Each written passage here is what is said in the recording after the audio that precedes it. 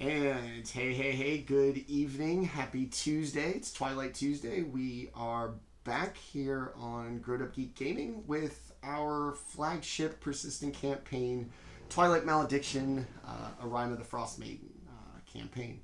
Episode 21 this evening. Kind of left on a big, kind of crazy 88's Kill Bill kind of cliffhanger last week.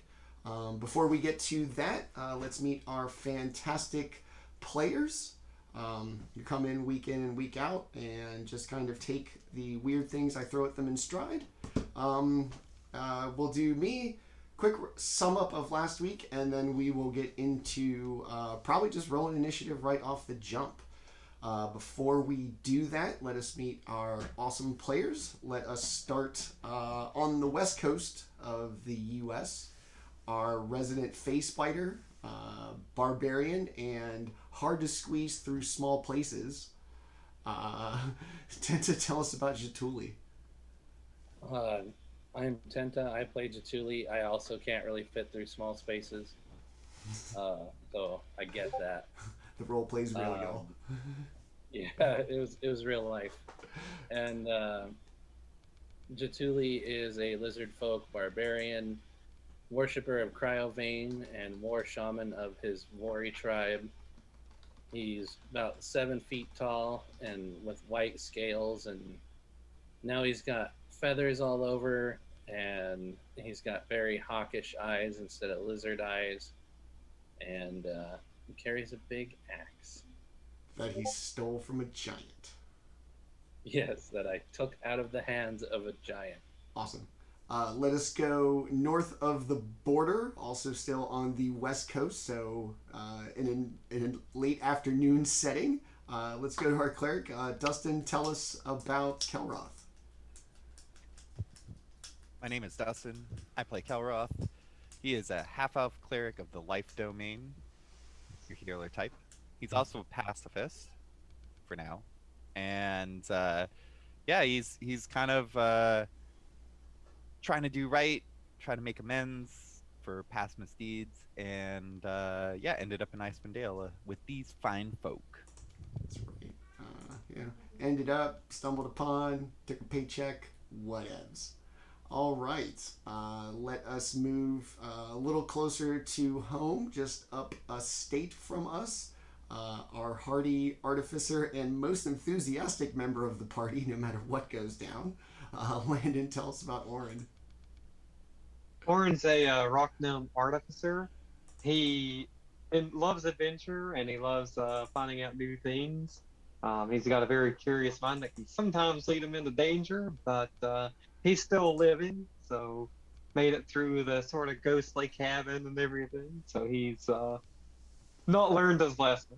You know, as long as he's still alive, he's still having fun. That's right. Keep learning.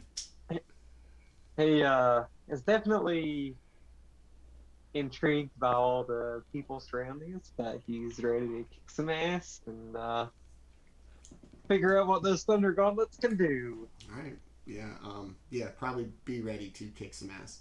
And let's finish up closest in proximity because he just lives on the other side of town. My good friend, my partner here on the channel, Lewis, tell us about Baldr. Lewis playing Baldr, who is a court Asmar way of the living weapon. Sent here to, find his way in the world to prove himself, and as so far met up with a group of adventurers and made some good decisions, made some bad decisions, and is trying to, rid the world of, terrible evils. So we'll see how it goes. We'll see. Yeah, all right, so that's our amazing cast. I'm Manny at GrowedUpGeek on Twitch, Twitter, Instagram, and YouTube. Give us a like, follow, or subscribe on any of those platforms. Show your support for the show. All right, last week, the party, after taking their rest in the cave, pursued some drow down a mountain near an ice chasm in which Jaatuuli made a giant Indiana Jones sized boulder out of snow, rolled down, smashed into what sounded like broken glass. As it turned out, it kind of just rolled down the hill into this icy chasm, and after that, like just this maniacal, persistent laughter would just echo throughout the gap. The party chased down the drow, saw table, some sacrifices probably made, and eventually the thing that was laughing was set free and brought directly to them, courtesy of a drow. And they saw this kind of madness inherent in what would probably happen if overwhelmed by whatever power this druid is attempting to exert on Icewind Dale as a whole. The man was clearly crazy, scratching at his face, little concerned for himself, naked and very cold. After that, the party made their way, eventually finding the Valley of the Frozen Kings, and a just imposing former dwarven fortress high in the mountains, with all indications saying that this is where the drow have been. The maps pointed them in this direction. There's a mining car and some signs of the crystal that have become like synonymous with the drow every step. And after making their way in, some easier than others, and Jaatuuli, they kind of poked around, saw a mysterious panel in the floor, and upon discovering a drow and attempting to do the humane thing and talk to him, he screamed alarm, the fortress awakened, and currently the party is... And he killed my homunculus. Oh, yeah. Big deal. Don't forget. Oh, Never forget. He deserves death. PPK, how could you forget? Yeah. Edie, no. Sorry, I assumed the motivation for you all was the curse of Icewind Dale, not Orryn's homunculus. No, but hey, he whatever, killed my little buddy. Whatever. I created him. whatever gets you through. All right. Nobody kills our little buddy's little buddy. Yeah. Exactly. Freeze these people. Fuck them. Who cares? But him? Hell no. Revenge. All right, so the party will find itself, the map is up on stream. The party will find itself in room X6 at the front of the fortress. X7 is kind of this little side room where the drow is hiding. And out through the tunnel, or the corridor, in the intersection, you can just see, within the confines of the rules, a drow very clearly occupying that space. And as best you can tell, just a crowd of them going down either either end of the hallway.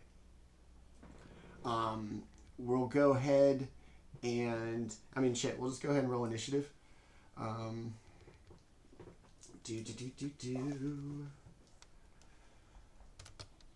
the most exciting part for me. I rolled a nat 1. 3 total. Ooh, Wow. I rolled 3 times as good as you. 9. Okay. I rolled a 3, so I got 1. Take that. Try to have a worse roll than me. I don't think so. Okay. Yeah, Baldr, please tell me you want to I'd go today. last, but no. I got a 19. There you go. So I feel. There's You're the so monk. much more prepared. There's the monk doing monk shit. Hey, you I guys, got there's a a fight over here. Everybody's crying about Landon's little buddy. Oh no! You guys. I got a 5, Manny. Okay.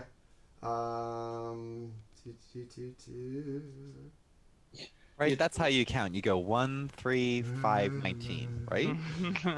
Exactly. Okay. He's got like half of a tail stuck in that thing. The spikes on his tail are all sideways in the gap, and he's like struggling to pull him out. All right. He's got his new feathers stuck in cracks in the wall. He's like, how it's Ah! I need that back. I don't know how long these things take. I just got them. All right. So it's basically going to be very quickly.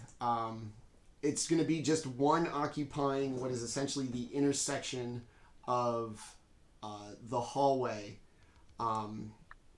which would be, if anybody's still in the room but at the hallway, would be 10 feet away. But still a very limited, like, kind of line of sight down this narrow corridor at the one drow you can see with kind of an indeterminate number overall, because you just assume they're crowded down both ends of the hallway. So Baldr, you're going to be first. Okay. And you said there's one in the little opening. Like I said, essentially the intersection of the left to right hallway and then the hallway from X6 to X4. Okay. So yeah, I would basically be like right there, just inside of X6. Okay. So if there's one in the that little hallway / corridor, I'm gonna prevent them from entering the room. So I guess I'll make an attack on them. Okay, so you're going to move up to him? Yeah. Okay. We are in what number right now currently? X6, the little cutout going to the north, that's the hallway through which you can see them. That intersection of the east to west hallway and the north south, that space right there is where the drow is. Baldr's going to be one square below that.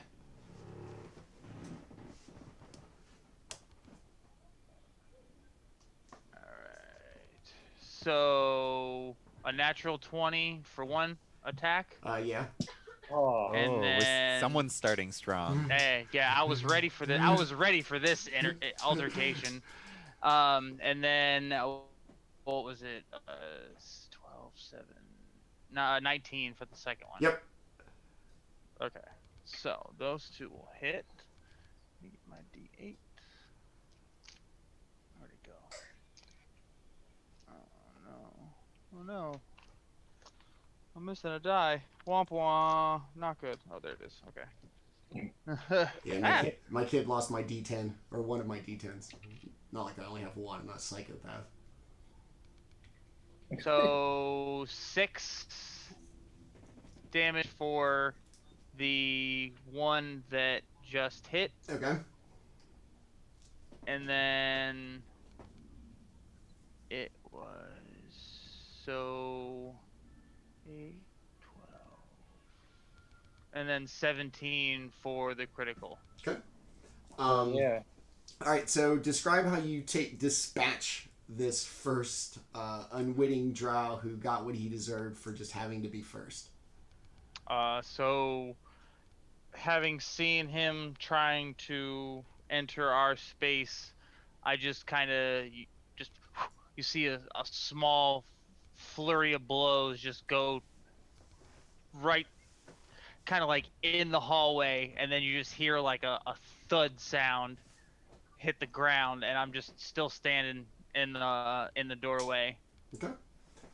As the body does hit the ground, you notice that it slowly, or not slowly, but kind of rather quickly becomes enveloped in this frost, like entirely covering the body, and the frost like kind of turns into a crystal blue steam, and as it does, you kind of see almost like a spirit kind of duck down both ends of the hallway.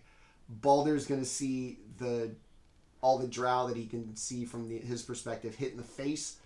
Their eyes get much more like intensely blue, and their kind of blank, vacant forward stare just intensifying with a much more vivid blue glow.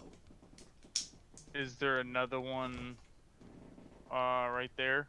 It's going to be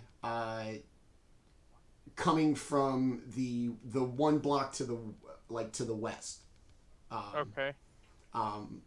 or no, to the east. That one's gonna move into the square. On. Oh, hold on. Are you done with your turn? Well, I'd still get another melee attack. Okay. So, if there's another person there, then I'm going to. You're gonna have to move into the space that the drow is in, which would be that intersection, and then you're gonna have them on both sides. But you're also gonna know how many there are. All right, so I'll step out like into that T intersection real quick. Yeah, I guess I'd take a opportunity if any of them are. Do you want the one to the west or to the east?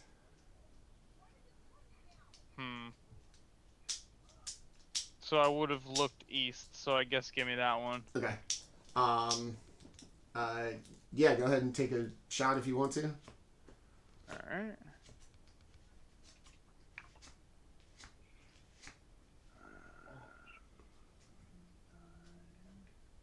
$12 to hit? It does not. It's going to see his brethren kind of turn to Frost, and still with that same vacant stare, just kind of dodge and weave. All right, so that same drow, just blankly staring, not even like acknowledging you, will take a swipe with its short sword for a 16. No? No, that won't. Okay. And then the one to the west will take a swing with a short sword for a 19. Yep, that'll hit. Okay. And it's going to do 8 slashing damage. It's going to hit you in the back, just right between like the shoulder blades. And as you look down, you're going to be looking east down the hallway. You're going to see 3 more drow there. And if you turned like over your head as the drow behind you slashes you, you'll see 2 more to the west. So 2 to the west and then 4 to the east? 3 more to the east. Three more to the east. Okay. Yeah. Okay. So I would like to at least stay in that T intersection and prevent them from coming in the hallway, like towards us. Okay.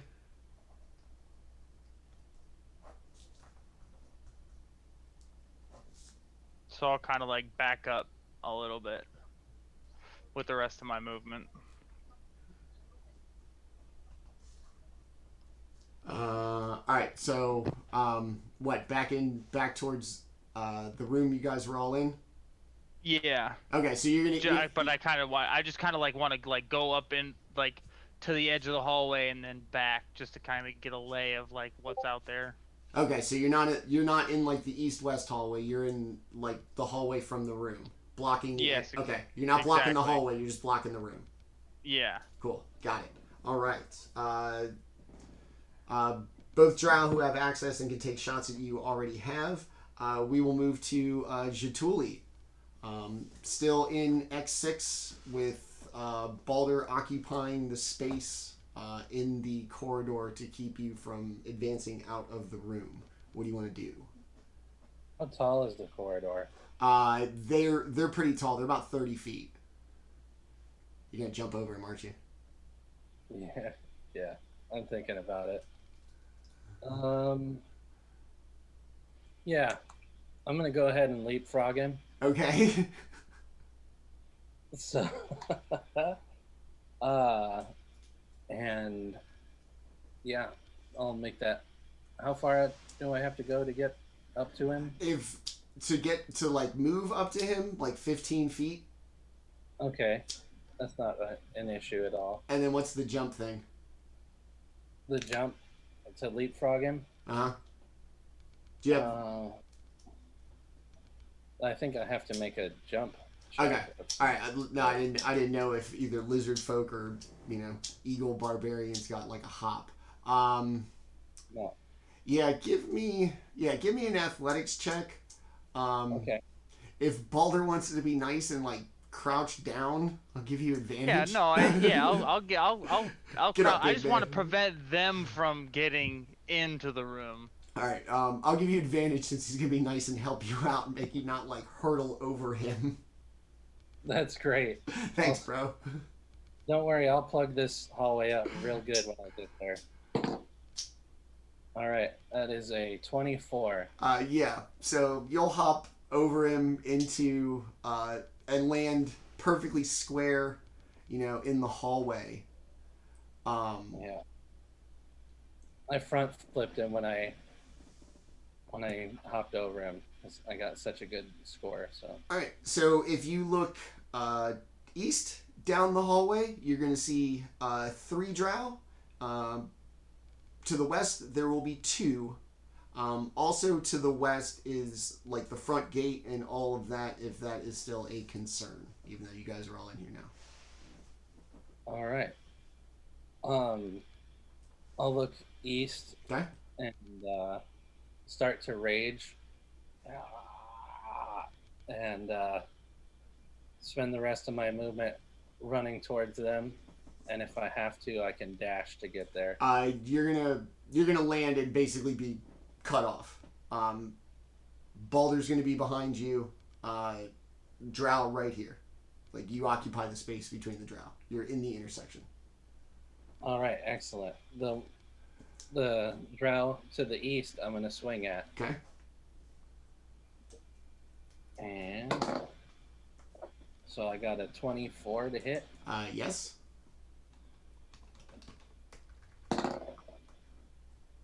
And that is 19 damage to that guy. Go ahead and tell me how you dispatch of him. And just split and just hack him right into the chest. And the axe sticks, and I put my foot on him and pull it back out. All right. As it falls and hits the ground, it too is going to be enveloped by this frost that's going to kind of turn into this bright electric blue mist as it carries in and kind of hits all the other drow in the face. Their blue eyes getting that much more intense. All right. So that I got one more attack, actually. Okay. So the guy standing next to him. Okay. Wow, I just rolled 3 17s in a row. So that's another 24 to hit That'll get it done. at 15 damage. Okay. That too will dispatch of that drow as well. All right. Same thing, frost, mist, blue eyes, bluer. Cool. All right, now I'm just angry, just standing there like. Okay. Boom, boom. So that brings it to 3 remaining. Yeah, 2 down the western corridor, 1 a couple of steps down the eastern corridor, and it is Orryn's turn. Orryn will, instead of jumping over Baldr, will just run through his legs. Like my toddler. And I'm will already go. crouched down, so Probably squeezed to the side. yeah. Yeah, I'll just kind of like squeeze it to the side then. Climb over like my hey- toddler does. And we'll go down the western corridor Okay. to go hit the first one that comes up to him. All right, with the you're thunder gun. You're going to be in the intersection of the north-south and east-west corridors for the drow to be right there. So go ahead and smack. Ooh, 12 doesn't hit, does it? 12 does not. So for the second attack, I'll try again, and I rolled another 12. Okay. So Orryn misses both times. He's still really upset about his homunculus. He's just flailing around, not very strategically. You stumbled over Baldr trying to get around him and kind of trips. Yeah. All right. You're emotional. It's fine. You've had a rough day. It's cold outside. Orryn's like, screw you guys, we're gonna kill you. And they're just like, what is this? I imagine it's like that Scary Movie 3 or whichever one where they're like holding my head and I'm just trying to get to them. Yeah, like I said, like when my toddler gets upset. She's probably about your size. So I totally get it. The image is there. All right, is that it for you? Yeah. All right. Orryn spends his turn having an emotional breakdown, and Kelroth, to you, buddy. Is anyone even hurt? I don't remember if any of us were hurt from last You guys took your rest, and Baldr took some slashing damage, I believe, but I think that's it. I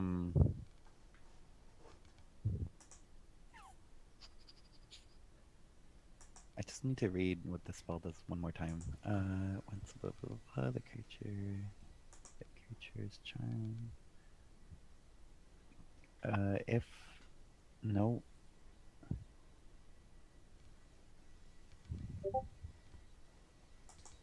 Boop, boop. It just if you okay, right. So I can't cast that spell. How many? I don't know if I can see. But how many guys are left? There are two. One, like immediately to the west. Wait. Mm-hmm.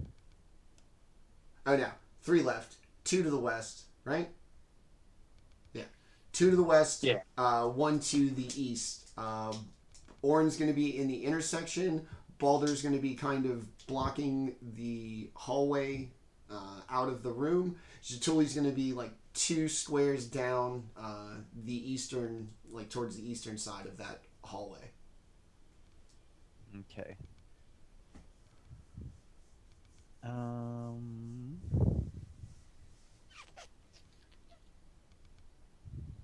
don't really want to do anything because these guys seem like chumps.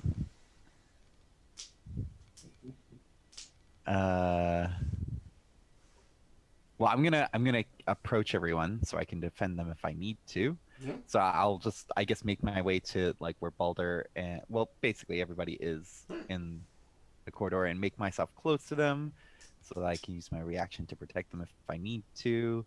Otherwise, otherwise that's it for now. All right. We will go back up to the top to Baldr.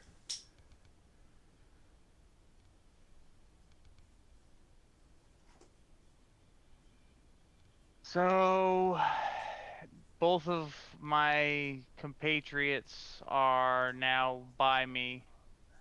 So, I will turn to the ones that Orryn is facing. Uh-huh.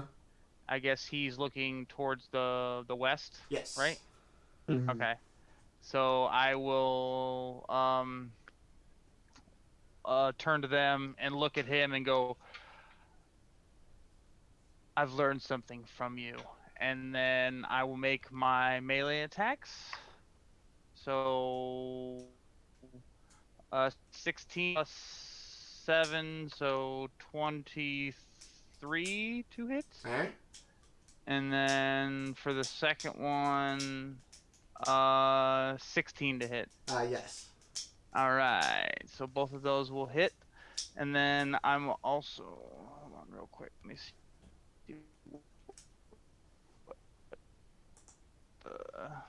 damage, an extra d6. So as I connect with the first blow, you hear a booming, thunderous sound from my fist as it connects with his chest. And 15 points of damage, 5 of that being thunder damage.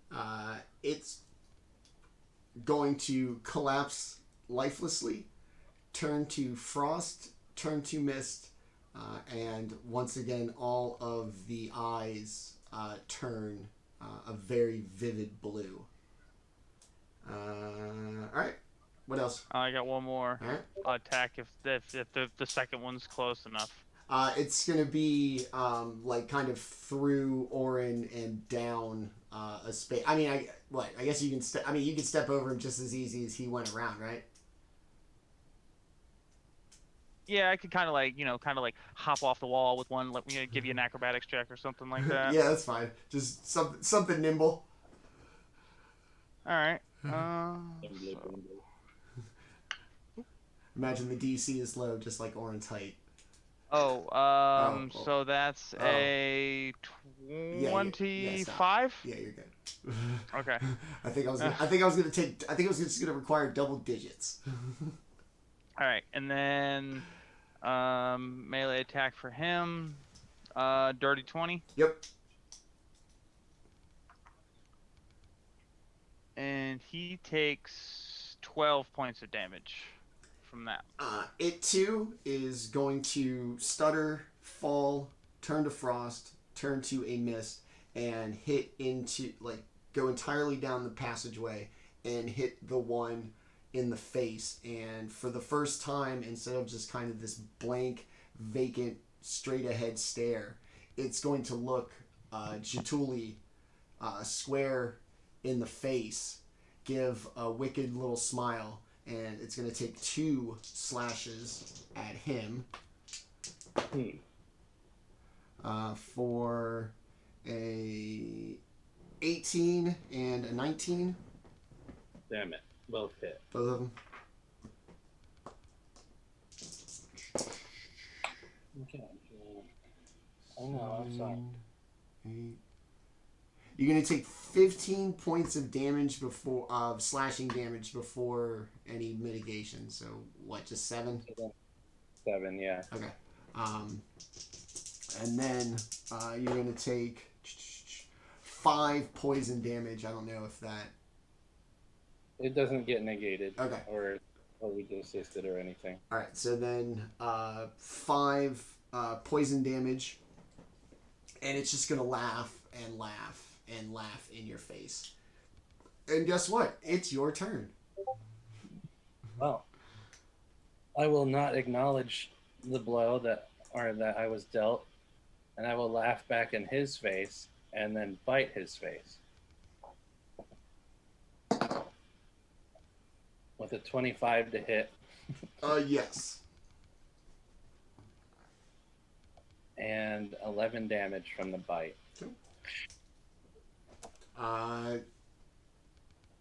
You're gonna bite it. It's gonna crunch like it's half frozen, and as it does, this body is just going to fall lifelessly to the floor, like an ordinary corpse would, not like anything that had previously died in this hallway.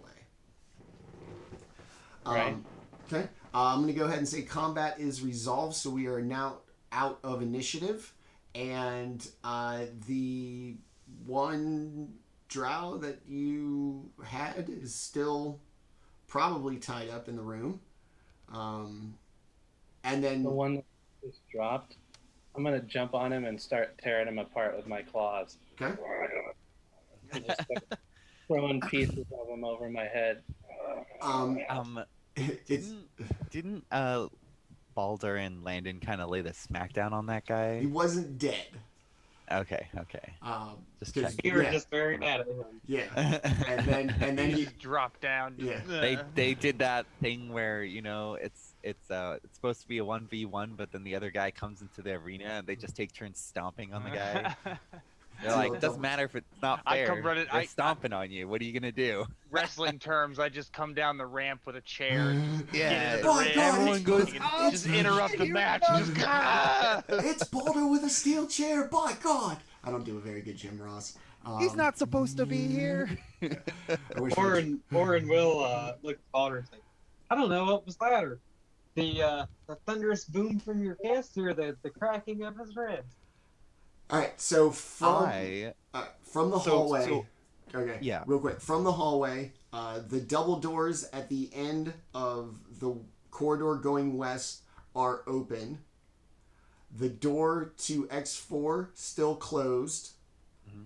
As you look down the eastern corridor, everywhere that there's basically like a cutout for a door, there is, except for one space on the right appears to be open. You can see kind of a glow oddly coming from one part of the wall, and then all the other doors are shut at least. Alrighty.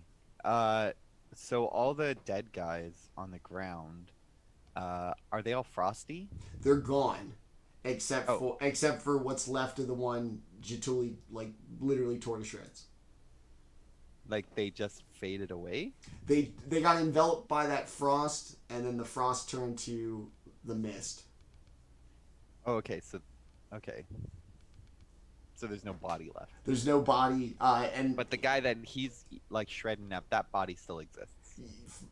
in whatever state it is, yes. Right, in pieces. Okay. So that one, okay. It's like frosty mirror image or something. Okay.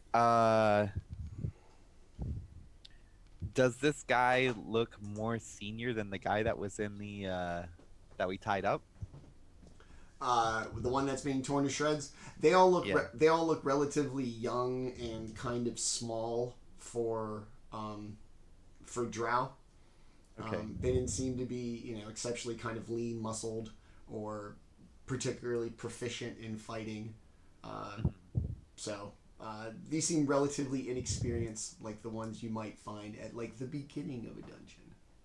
Right. Okay. I'm gonna go back to the one that's tied up. Is he conscious? Yeah. Yeah. After screaming alarm for everybody, yeah, he's awake, somewhat probably regretting his decision. Oh, yeah. I'll just like kneel down to him. He's tied up nice and good, right? Yeah, you tied him up. Okay. I'm gonna be like, well, I think you made a poor choice. My friend is currently eating your other friend. I could maybe prevent him from eating you, but first you might want to answer some of my questions instead of yelling out loud this time, perhaps. His eyes go Good cop. across. Yeah, let me know how it works Bad out. cop's gonna eat you, so. And not with a phone book. Its eyes are going to go like a crystal blue, and its expression going to change from fear to just a blank stone not this look. guy. My followers have no desires of their own, for we are of one mind and one While he purpose. starts talking, I'm intentionally trying to cut him off. Is there like I search on his person for a crystal necklace? Is there or someone amulet else I or- can talk to? yeah. I'm just like, oh, not this guy, right? He's tied up, so he can't really resist me. Yeah. Does he have like an amulet or one of those? What I'm looking for. Yeah, he does. Yeah? And it's Okay, I not pull it off very of him. large or ornate. You pull it off of him, And I throw it into the corner. Does as it change him in any way? his eyes kind of slowly fade from the blue to their traditional, what are they, gold drow eyes?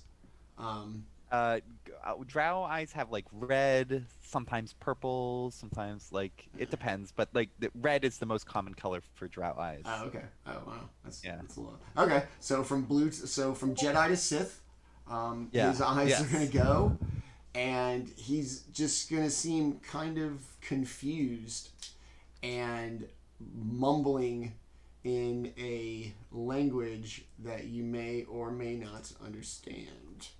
Is he speaking Elvish? He is. That's right. You do. Yes. So he's gonna just be muttering in this kind of accented Elvish, probably from what you're used Like to. German sounding Elvish?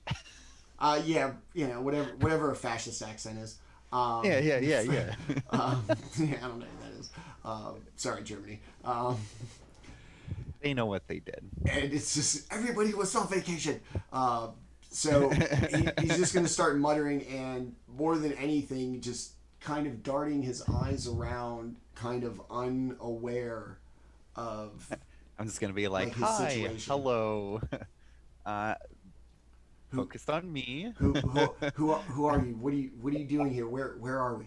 obviously I'll speak in Elvish since Drow are kind of racist and stuff, so I assume he'd prefer that. I'm gonna be like, I'm like, my name's Kelroth. We're in some sort of dwarven fortress, and it looks like you were under some kind of mind control or spell. Who are you? Uh, I'm Zickum.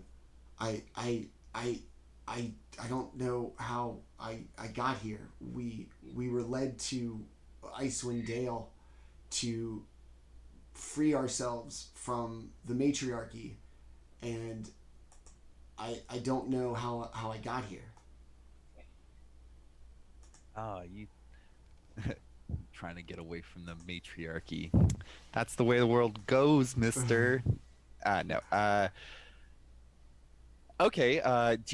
Was there somebody you were following, perhaps? Was there someone who was leading you to this place? Uh, Durnell Tannerthor.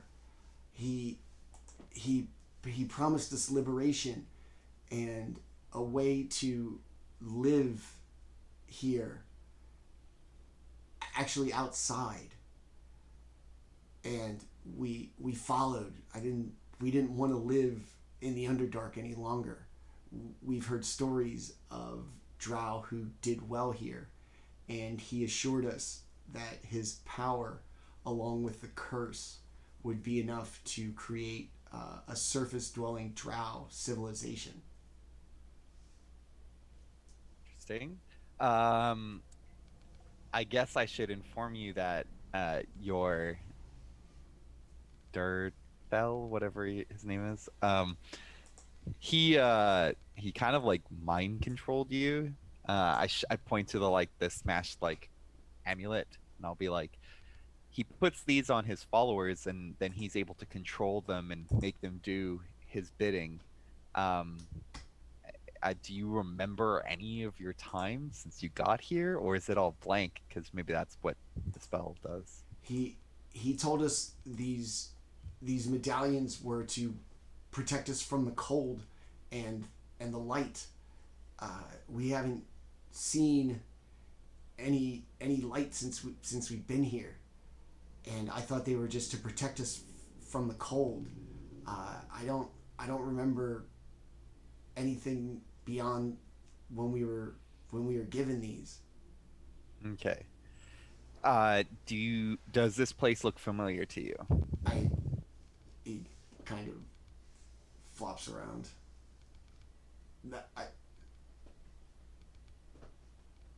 No.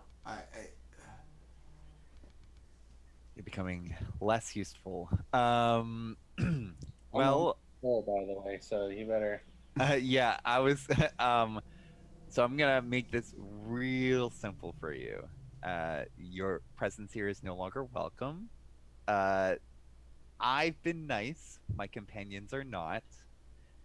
I can untie you if you wish to leave. But if we see you again, or if you cause trouble, you will probably be eaten by my companion. Does that sound like a good deal to you? I I I don't belong here. Yes. The matron mothers were cruel, but they never controlled us. I I'd I'd say that you could try living on the surface without any of these matriarchs or mind controlling people, and try and make a living for yourself doing good. And I'm not sure if that like, I realize that that's not a word in their language, but like, try to help. That probably doesn't exist either. Try to not kill. There we go. I can put even that up that there. still kind of a dog. Well, there's head, kill and the there's dog definitely head, no. the So dog no head kill. tilt. I What? say that. What? Otherwise, uh, death. And you look pretty young, so think about that. I I have your agreement. I imagine you took care of everybody else. What Oh yes. what chance do I have? I'm not yes. not dying for him. I'm glad that you have more than 10 intelligence. Good, good. I'll untie him. I'm not really that scared of him, to be honest. I mean, we beat him, so he's pretty injured. Is his like, did we break his leg or something? Is he like? His leg's broken. His leg is broken. It Uh. is no longer a compound fracture. To Baldr's credit, who healed him. Yeah. Oh, Okay. that's right. He It's did like a heal him. green Is he stick. able to walk? Like, in my character's conscience, I can't let him just go to die. He at least needs to be able to fend for himself to some degree. So is he gonna be okay, or do I need to? As he Do I feel like he needs a little bit? as he kind of stands up, favoring the one leg, he puts one hand on your shoulder to steady himself, No touchy, no touchy. and with a 19 to hit, yes,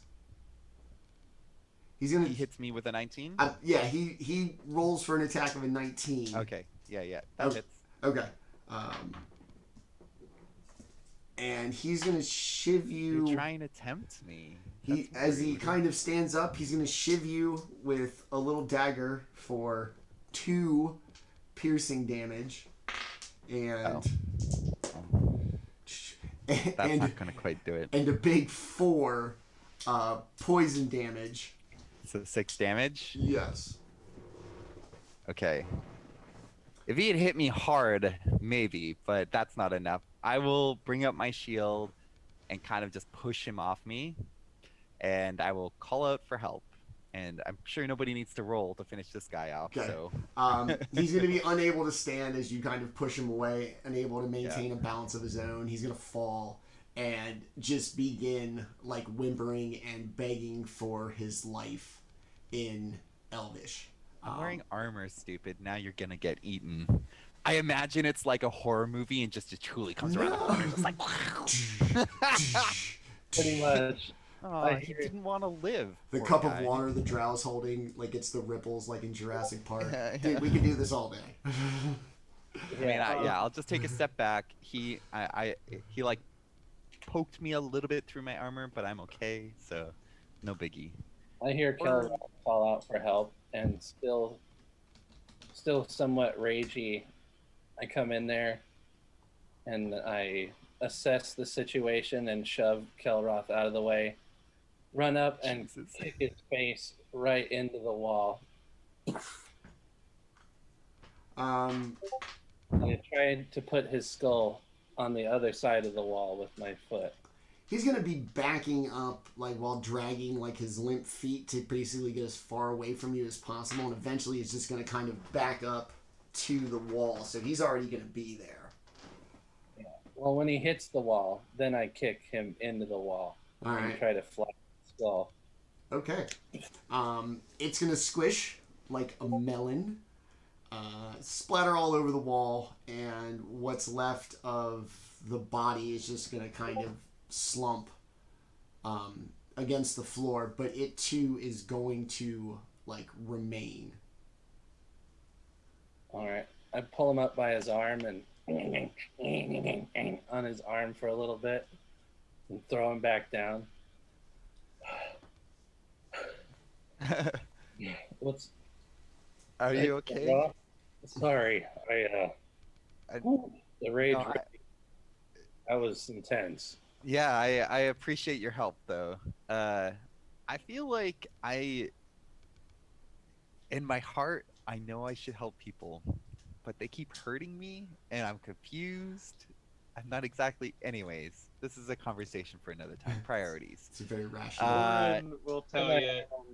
I put my hand on Kelroth's shoulder and say, "This is Icewind Dale. Yeah, It is painful to live here."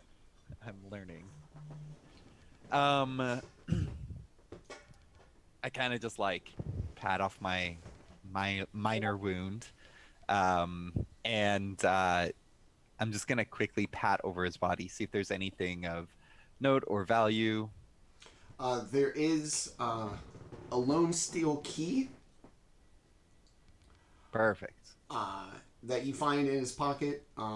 The same like basic, barely sharpened, crudely maintained dagger and then like a little empty or dry cloth with like kind of a greenish substance on Gross. Can I determine what kind of like I assume poison this to be? You can yeah, go ahead and give me an investigation. Give it a little lick. Just a 14. You can determine that it is a poison. It's most likely the poison you experienced to not very great effect. Does it have any like outside of just like hurting me? Did it? Am I experiencing any other effects from the poison? No. Okay, good. Just a little extra ouchie. Cool. I'm gonna take the key. Okay. And check in with everybody else. I'll be like, I got a key. He's got a key, everyone. Yeah. Everybody make way. All right. So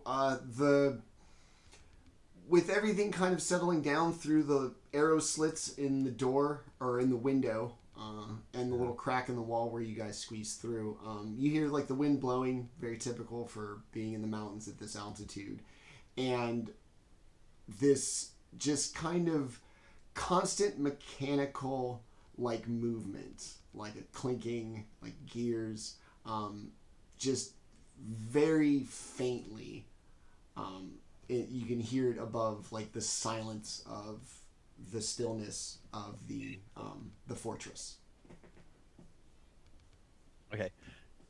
So like, okay, so it doesn't sound like there's anything else threatening at the moment. Not on this floor, no. At least that you can at least that you can tell with your passive perceptions. Okay. Looking at my stuff here. Well, I guess did anyone search the other body? Did the one that Jaatuuli was originally eating? No. Nobody searched it. Give him a quick scan. Make sure he doesn't have any other keys or anything like that. This one also has a key. Okay. Does it look the same? It does. Yeah, I'll take it just in case. Okay. Yeah. 2 keys. All right. And you said the door, like the X3 direction door, that one was open? That one's open. I guess I'll take a gander. Okay. You're gonna head down that way through a set of kind of double doors. As you make your way into X3, it appears to be kind of a dormitory, like common area. Everybody seems to have like a little bunk kind of cut into the wall. A couple of tables look like some card games. Couple of like honing stones. Just kind of about. I'm gonna jack one of the honing stones. Okay. For me. Stick it in my little pocket or my loincloth pocket, I guess. What is that? What is a honing stone? It's to sharpen. It's kind of like for sharpening stuff. Oh, okay. Yeah, I just do a quick scan of like the rooms and just like not a thorough investigation. I don't want to waste time, but do I see anything of note or value that might be quickly picked up? No, like I said, it just looks like kind of the most blank personal effects, and like when you look at the cards and stuff, they don't even look like they've really been played with. They look like they're just there, and everything seems kind of oddly like orderly. All the chairs perfectly in a line, like everything perfectly lined up. When you say personal effects, like a teddy bear, or like a picture of someone's loved one. They have little stuffed myconids, remind them of home. No, it's like most of it looks like cold weather stuff, coats, boots, that kind of thing. Cool. And you said the X4 door is closed. Yes. The north door. Yes. Can I test my key on it? Yes. Or is it locked? I just Yeah, it is locked. Okay, check the key. Okay. I check both of them since I have two. First one, you're gonna turn the key. The lock is going to click, but the door does not like swing open in any way. Can I open it now that it's clicked? Sure. You open it up, and inside appears to be a study. There is a potted tree in one corner that looks like it is entirely encased in ice. It has a little flurry above it, like constantly kind of snowing upon it. Also, from above the flurry is a floating black crystal, very similar to the ones you've encountered more than a few times. And opposite of the potted tree is a desk. This looks like a study. There's books and all kinds of things, scrolls, a couple of maps of Icewind Dale, as well as one with a couple of spots like noted. Okay. I'll take the map with spots noted on it. Okay. That looks at least informative. Pick it up, shove it in my pouch. With a quick Vote that glance, later. the only spot that you're going to kind of recognize, at least the general vicinity of, is going to be Jaatuuli's village. Based on the maps and your travel, you're going Is it marked with like an X or something? Yes. Or... Okay. I put it in my pouch. Okay. Cool. And X5, does my key work on that? It does. And in here appears to be another room. With it, there is a large pad of like moss and branches, almost like a nest, kind of stacked up. For the most part, about the size of a humanoid. They were to construct like a nest, like a bird's nest, and also make it out of moss. And then off to the side, there's going to be a door that appears locked. The nest, you saying like a human-sized nest? Yes. Okay. Would I know what kind of creature would create a nest like that? Give me an investigation or nature. They're both the same for me, but here we go. I click nature. 13 nature. You don't see anything like feathers or tufts of fur or anything along those lines that might be left, behind in the incidental everyday life of a nest. Okay. And the locked door, does my key work on that? It does. And inside, you will find a black crystal. Yep. I need you to make a wisdom saving throw, please. Ah! Well. Oh, well, that's a 27. Whoa. Oh, shit. I have a +9 to wisdom. I was saying, I was like, I don't know that I expected the cleric to do these. I'm the one ready for this kind of thing. All right. So you are going to take 7 psychic damage as like a voice creeps in. Kelroth, you belong here. Those that you have run away from are here. They are looking for you. I can protect you. Yes, kill friends. I slam the door shut. And I'm like, nothing in there.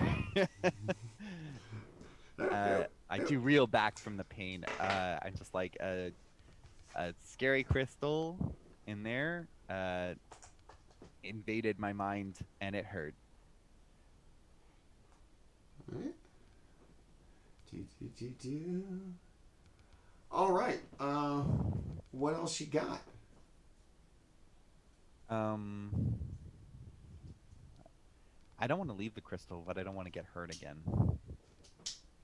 or subject anyone else to getting hurt again. But maybe I make note that this thing is in here, and we'll come back to it. Okay. Smash it if you. Huh? I could smash it if you'd like. I mean, yeah, but you probably take damage, and it was a wisdom saving throw, and it had like mind controlling elements to it. Ah. I'm relating that to you. So it's like I don't know if it's worth the risk for the moment, since it's like stationary and behind a door, and it only affected me when I looked at it. Mm. Like when I opened the door and saw the crystal, it like I felt it in my mind, and it like took a physical toll on me. So maybe for the moment it's staying there, and we can come back and deal with it later once we know the probably more mobile threats are dealt with. Magic is not good. I agree. Yeah, let's get out of here and like head to other unexplored areas. Can I look into X2 and do like I see anything in there? I know that's where the portcullis was, but like is there the like lever or there before you would walk into X3 on the wall, there's a lever. Oh, okay. I'm gonna leave it closed for now. Okay. We don't need it open. All right. The reinforcements can squeeze in like we did if they end up showing up. Okay. I just wanted to check. I'll be like, Jaatuuli, Baldr, there's nothing else in this area. Let's go down the hall. All right. Yes. We shall. Okay. Not me first. I keep getting hit. Me first, of course. Thank you. All right. As you make your way down the hallway headed east, to your right, you're going to see like a cutout in the wall, a railing that's going to be about waist high for Baldr and Kelroth, way over Orryn's head, and probably somewhere in the thigh region for Jaatuuli. And it's going to be like a loft. There's going to be a giant hole in the floor that the railing kind of protects anybody from falling in, because even Icewind Dale has OSHA. And as you look down, you're going to see what looks like a forge, except everything in the pot is this viscous, inky black, and not a kind of traditional melted metal color. It's not the oranges and the reds and the darkness. It is just this kind of inky black that has this apparently the same viscosity as like a melted metal, but is very black, and it's carried in just like a giant I know the word for this. Crucible. Boom. Shucks. Took me a second. And this just giant crucible that appears to be like heated from below with a fire, and this kind of odd steam from the heat travels up from the floor below and hits Jaatuuli in the face. And I'm going to need you to make a wisdom saving throw, please. Sorry, I know. Sit down behind me there. Freaked me out.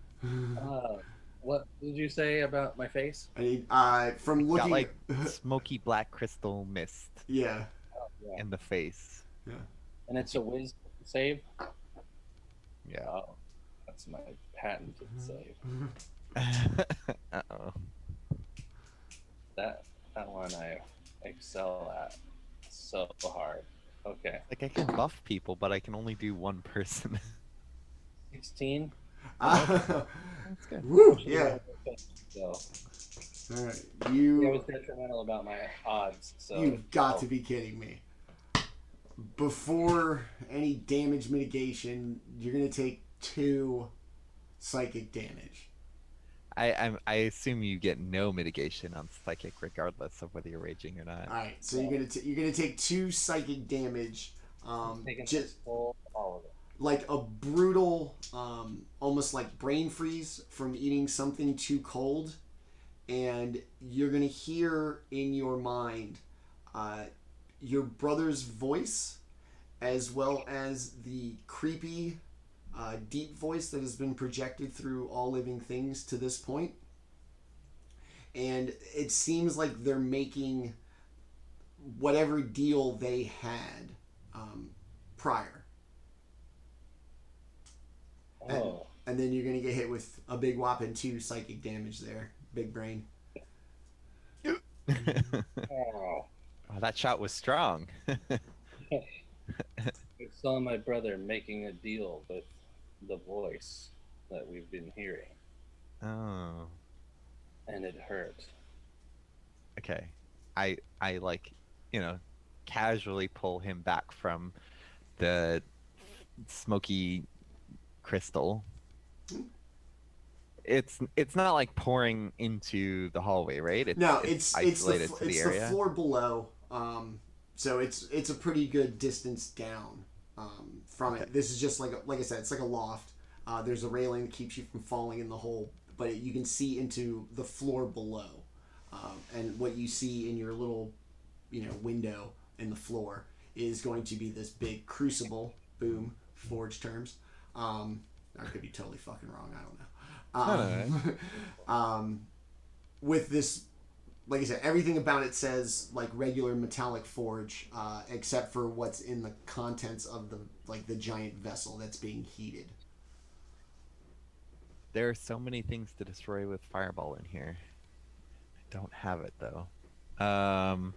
Okay, well, screw that room. What's behind us? Okay.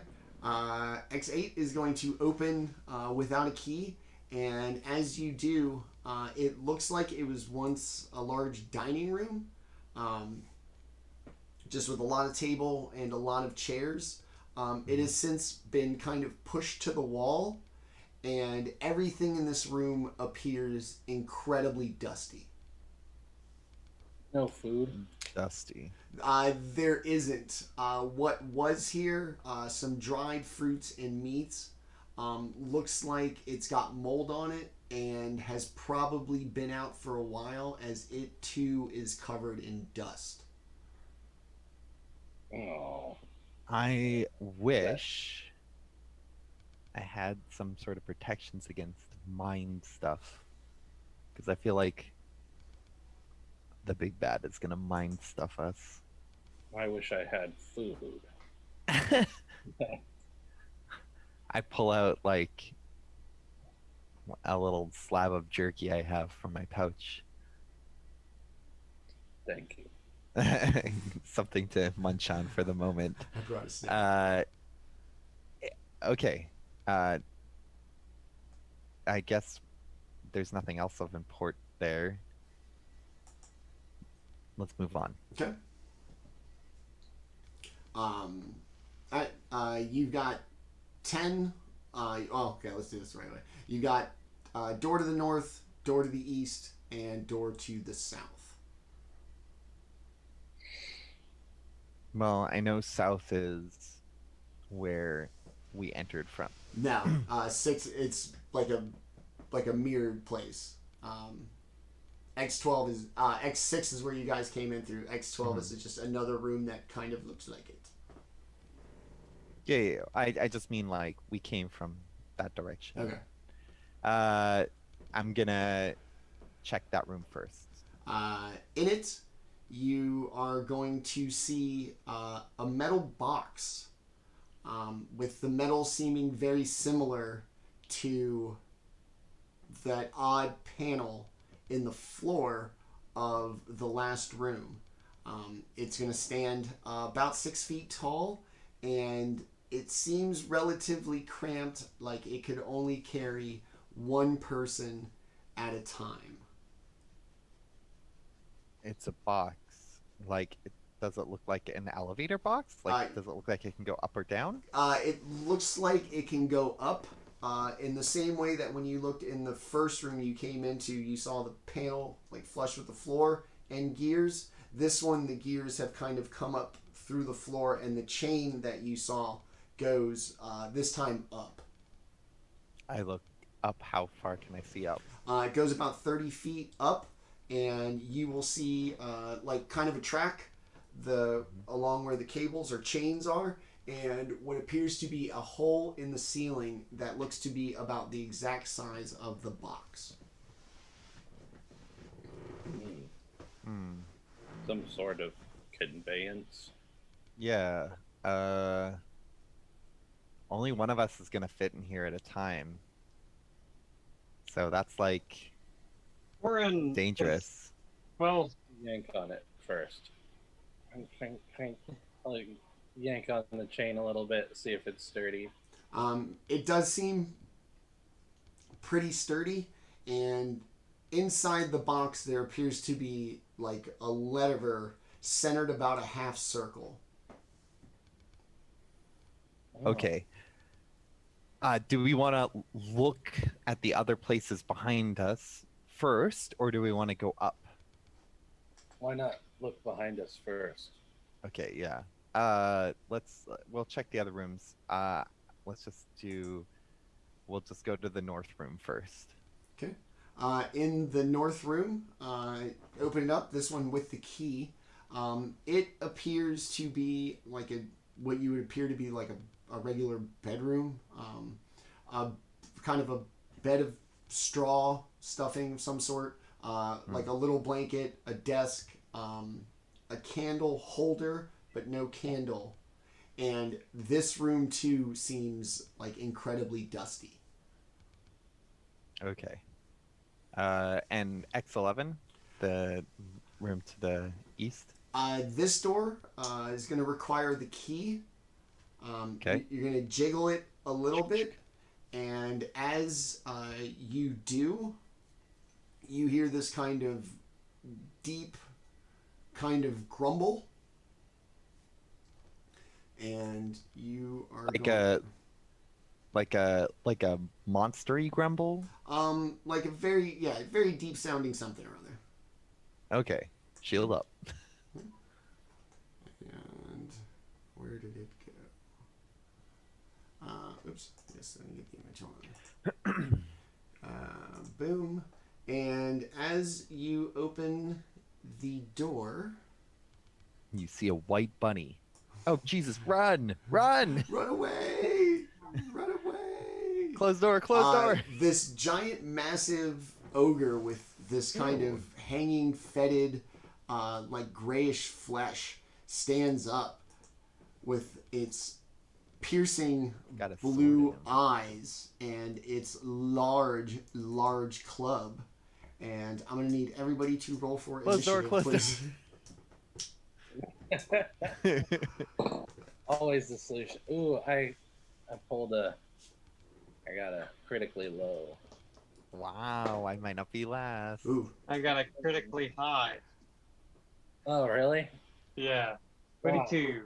We did the full spectrum here today. 22. Yeah. High highs and low lows here. Okay.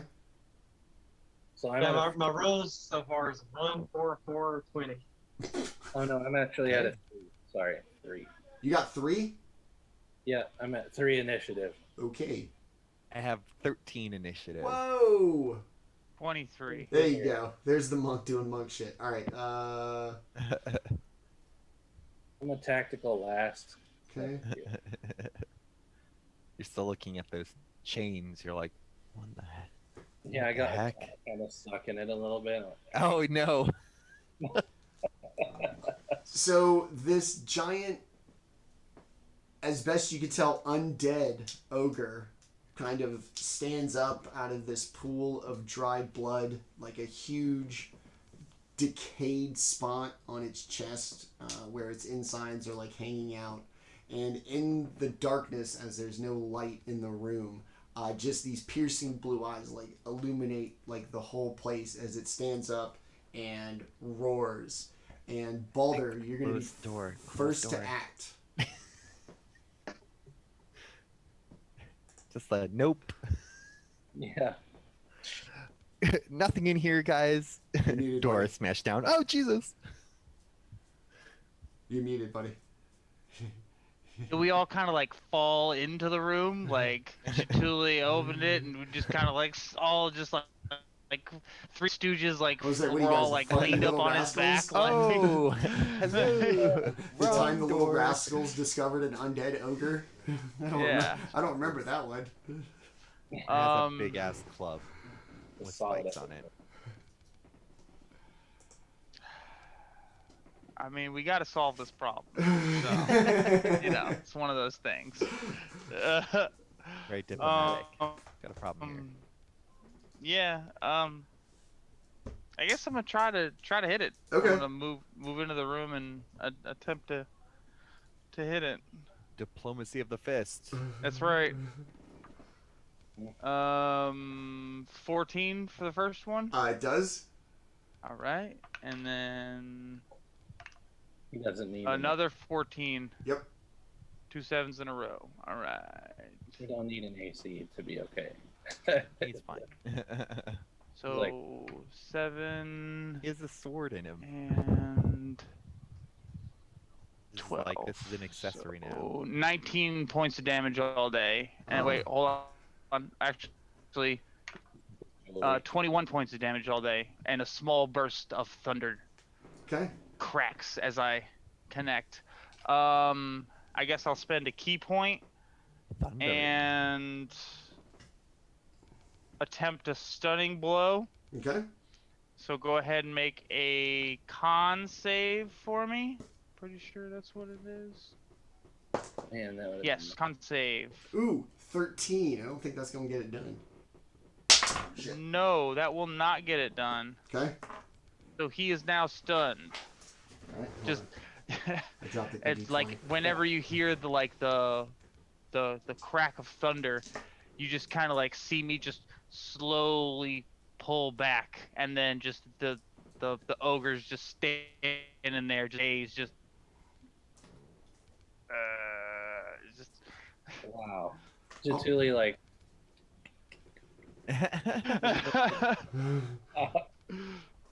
All right. wow. Um. Good work. All right. What else you got? Is that it? Yeah. All right.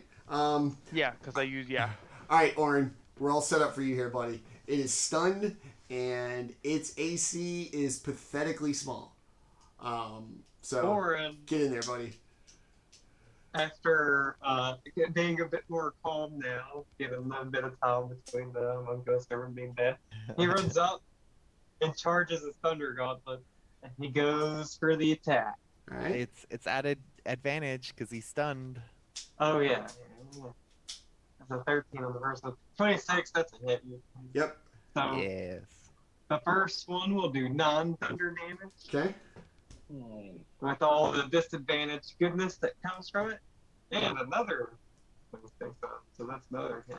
And this one will do 6 thunder damage, so 15 total thunder damage. All right. As I imagine, I don't know how tall that the boogers are, but I imagine it's still the knee that for me. Getting him right in the knee. Thunder the knee. As you kind of hit it, its skin feels like a soft, like waxy texture. There's no give back. Like when you punch it, like the indentation from the Thunder Gauntlet just kind of sticks in it. It shows no expression of pain, just this kind of, well, it's alcohol. It's unconscious, so yeah, obviously. But yeah, it was gross when you hit it. And after that, Orryn's just gonna turtle back into his armor. Like, oh. Please don't kill me.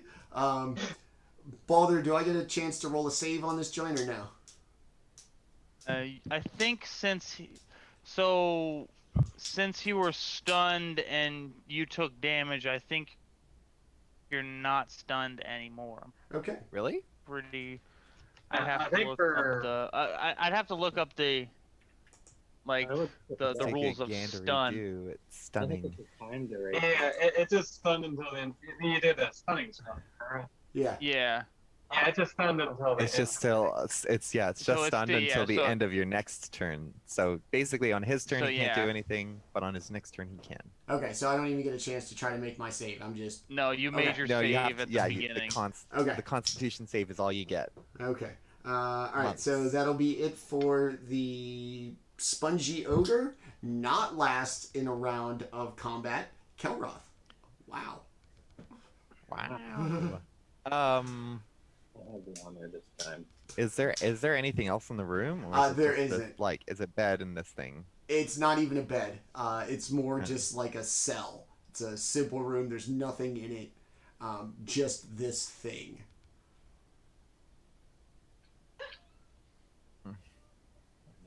And it's stunned right now. Yeah.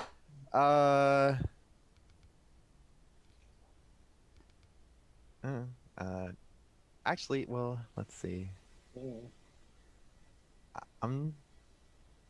No, it's a waste. It's a waste. Okay, I'm not doing anything right now. Everyone's doing okay, right? Nobody's like missing too many hit points or anything, right? Yeah, I mean, dude's stunned. You're good. I Yeah. mean, I got bopped a little bit earlier. Yeah. Well, how many are you missing? 12.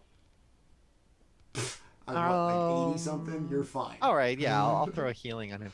It's just kind of like I can heal quite a bit now, so it's like, do I want to? I might as well just wait till people actually get injured. Forget it. I'll just wait.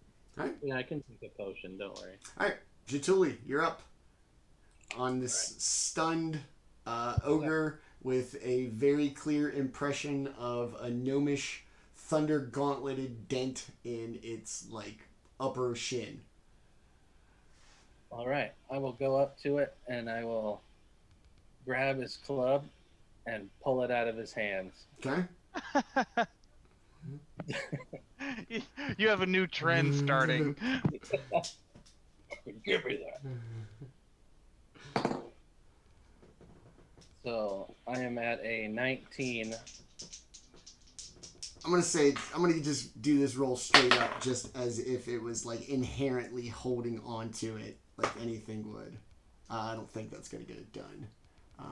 Where'd it go? I got a 17. No, right? Yeah, I got it. I got the club. And then for my next action, I'm going to smack him with the club. Okay. So I don't know what a club's I've got the business I- is. You got it? I got the damage. Yeah. Well, I rolled a 16. Okay, that's gonna hit. The damage is gonna be 2d8 plus 4. 2d8 plus 4. I don't have a d8 out. Oh my god, what a fucking jerk I am. Alright. So that is 12 damage from his own club. Okay. All right. Cool. What else you got? I might as well. I'll go ahead and take a bite of him. Okay. So on the bite, I hit a 12 As the attack. as the chance to hit. Yeah, that'll do it. All right. And I got him for 11 points of damage from the bite. All right. And No, I it's, swallowed for 3 extra hit points. ugh. It's gonna be kind of sour. A little grainy. Yeah. Like slightly dried out blue cheese. It smells way worse too. Like a pudding skin on it. Yeah, like a thick one too. Like you put that bitch in the fridge hot. Like a SCOBY. Like the mother of a vinegar. Like a soft candle wax. Oh, God. I'll be here all week, folks. Ravenloft coming soon to Wednesday nights. Check us out. Gross descriptions. Right All right, Jaatuuli, what else you got, buddy? That's it, dude. All right, back up to the top to Baldr. It is until the end of this turn, right? I'm stunned. Yeah. Okay. So I will go ahead and hit him a couple more times. Okay. Let's see.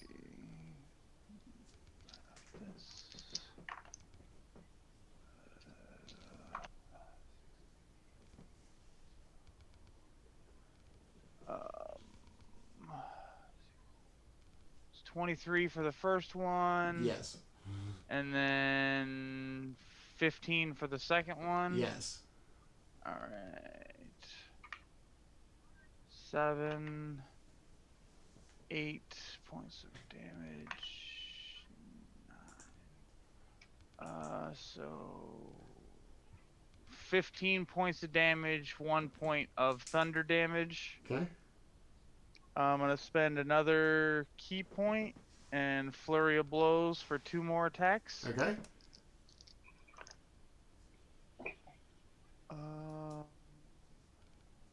So a 17 on the die and a 17 added, so both of those will hit.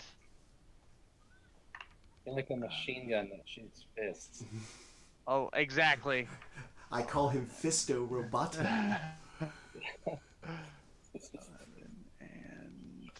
And so 17 more points of damage. Okay. You're gonna just absolutely like wail on this thing, like Rocky hitting the sides of beef in the cooler, except this meat is rotten. It's on an ogre, and as you like deliver the blows to the body, the exposed rotted part, the force is gonna push things out onto the floor, and the ogre is going to fall and just collapse on the floor.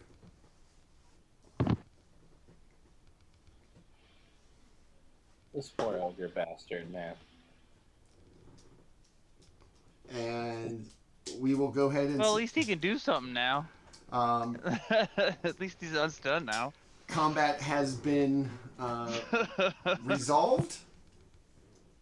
And what do you guys want to do? Let's go back to... Let's get your map back. Search this room now. We opened it up and there's an ogre in there, so let's see what's in here. I'm gonna admire my new club. So in this room, it appears that there's nothing. It smells terrible. There's no exposure to light. There appears to be no food or anything. Just this rotted, like fetid, sweet decay smell through this entire place. Oh, God. Closed door. And regrets instantly click. Yeah, done with that one. All right. Is it feasible for me to wield this new club? Or is it just a one-time shot and outside of my capabilities? It's going to be probably close to as big as you are. And unlike the kind of giant axe, which is just an axe with like a long handle, this one's just going to be, it's going to be tapered wood, but it's going to taper down to, probably like 18 to 20 inches across. All right. I'll just stick it in his head. Big boy. Spikes in his head. Squish. Now I'm closing the door. Then I'll close the door, yeah. All right. Since this is clearly going to be a dangerous thing to do, and also my ability lasts for a while, I think we'll send Jaatuuli up first, and the elevator do that. But I'm going to cast Protection from Poison on him. So for the next hour, he has resistance against poison damage, so will only take half poison damage, and has advantage on being poisoned or any type of poisoning effect or anything like that. Beautiful. Play a barbarian, learn to do a shit ton of fractions. Yeah. It's like, well, yeah. Resistant to like, this. I'm immune to this. We're gonna put him out front. I got the protection spells. Dog, I didn't play this class to do all this goddamn math. Well, it's like I was looking at all my spell options, and I was like, this one lasts for an hour, which means once we're in like a dungeon, that's gonna be a good chunk of the dungeon. And all of these stupid drow have been using poison weapons and stuff, so I was like, they're sneaky. Protection from poison. All right. Okay. Jaatuuli, you're gonna get in the basket, or the equation is gonna be you're gonna be in a really tight phone booth. Mostly because like you're gonna have to really bend your tail in like an awkward way to like get it all in. Yeah. Dragging that wagon, boy. All right, I kind of like back in and like kind of nuzzle into it, and then like the switch. Okay. If you throw it one direction, you hear the kind of gears like slightly hum, but the basket doesn't move. You push Okay. it the other direction, it's slowly going to start to kind of creep up. It seems very well built and sturdy, just most likely struggling under your immense size versus what it typically carries. Everybody else Actually, in the room is going to see the basket slowly lift to the second floor or the next floor up. And as the kind of thing becomes flush and Jaatuuli disappears into the next floor, this seems like the perfect time for us to take a really quick break. no. What happened Yes. to Jaatuuli? Oh God. Oh, We'll give him time to roll another character while we're gone. Oh Yeah. Jesus. All right. So 8:39. We'll try to take a quick 5-minute break, and we'll hopefully come back, and everybody, including Jaatuuli, will be here. And if not, he has been an absolutely great character. I totally trust Tenta to come up with something equally as rad. We'll see. I mean, that's true. All right. All right, you guys. We'll be back in 5 minutes. Please stick around. all right.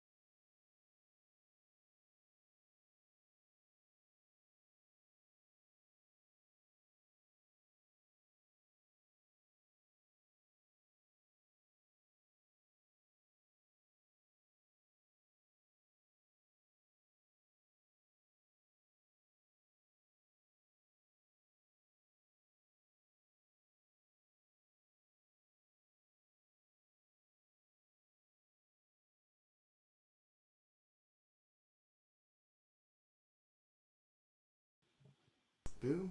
All right, we are back, fresh with. Actually, let's update the mappy map here.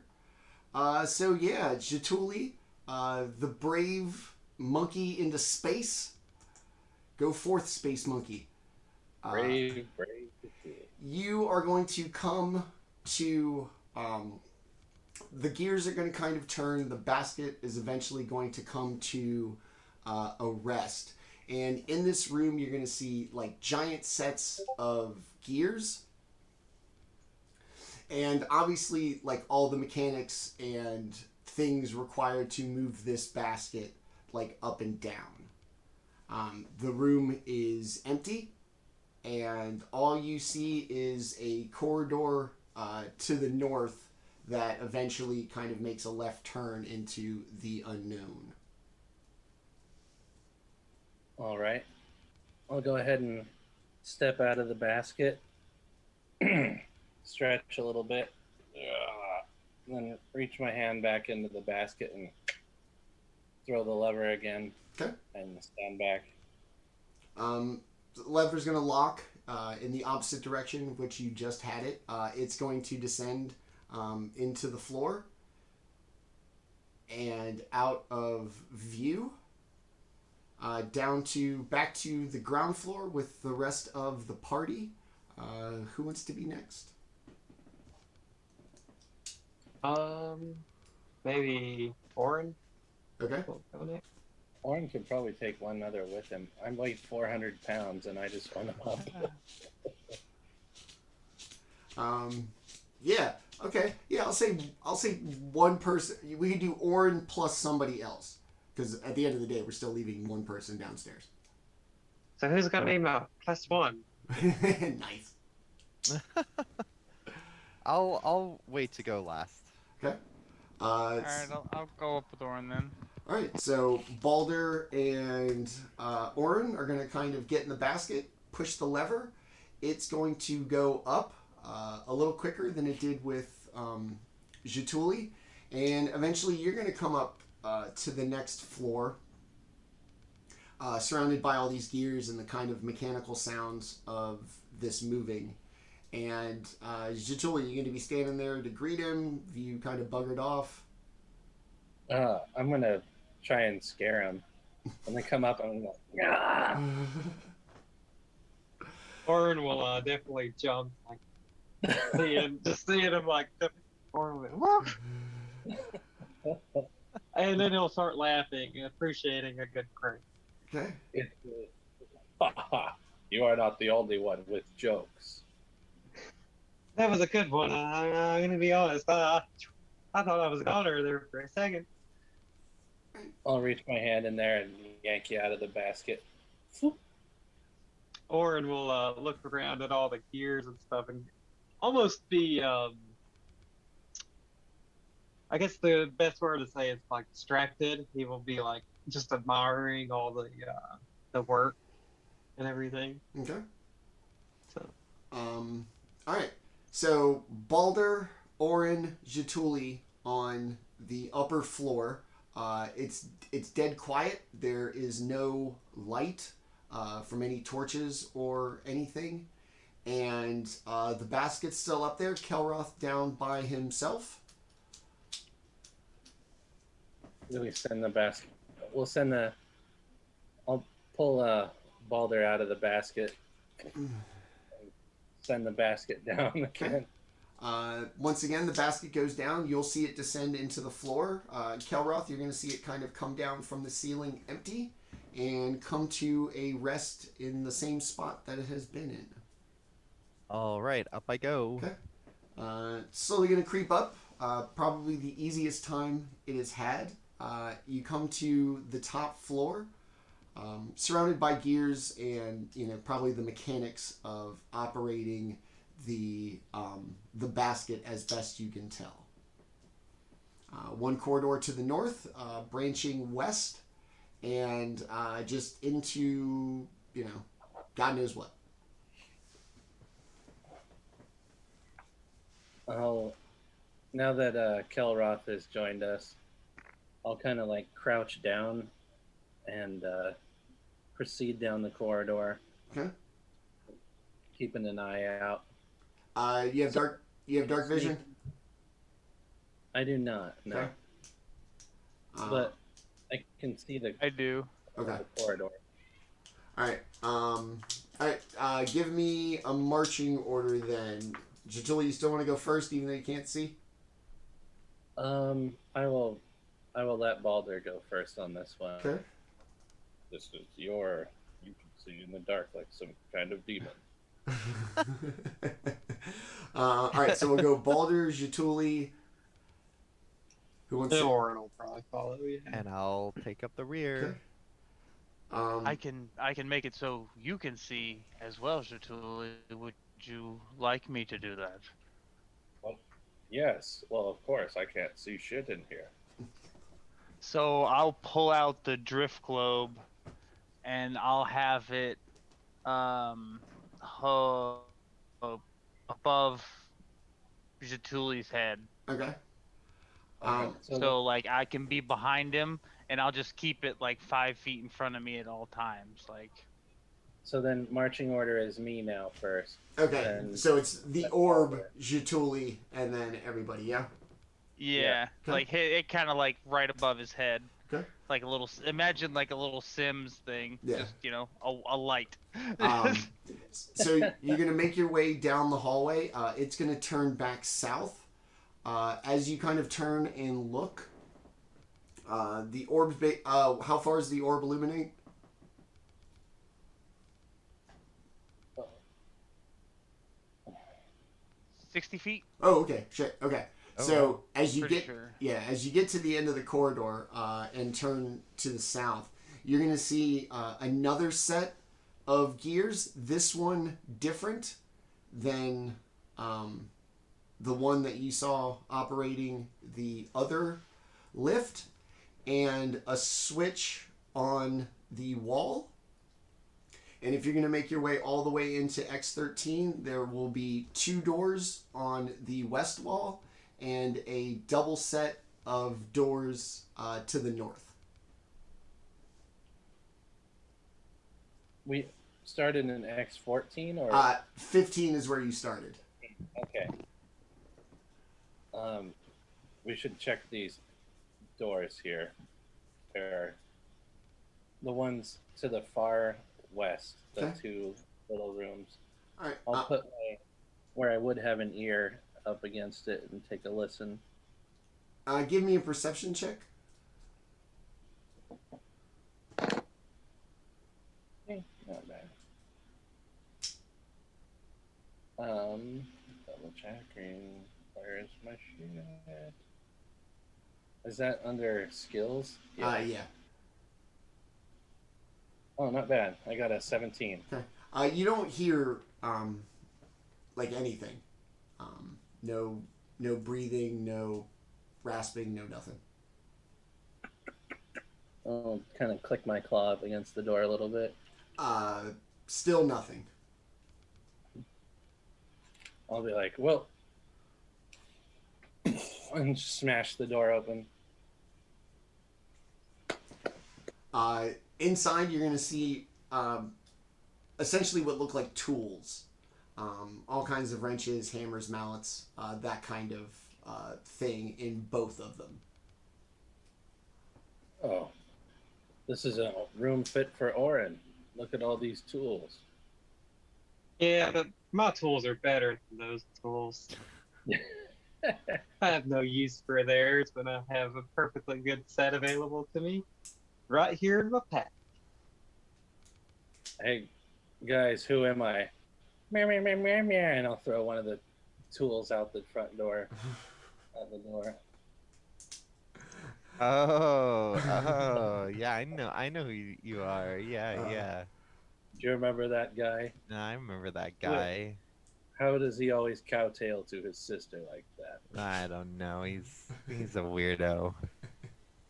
Pathetic. I imagine that tool fell like many feet into the snow and is just lost forever now.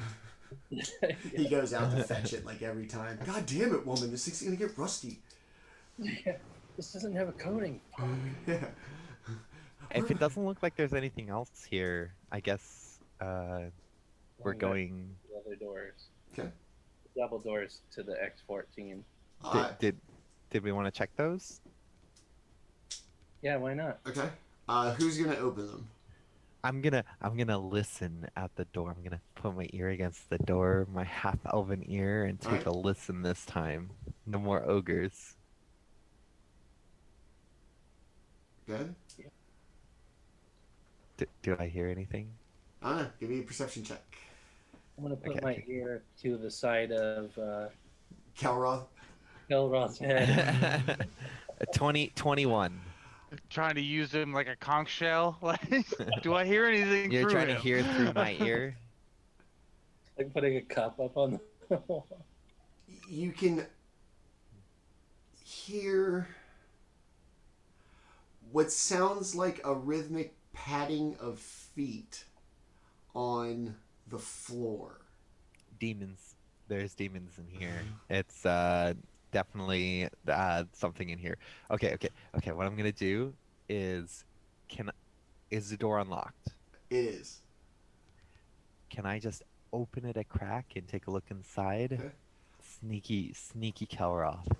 As the door opens, it's going to be a set of double doors. So as the door Sure. opens and the light from Jaatuli's little Sims icon should flood the room as the door opens.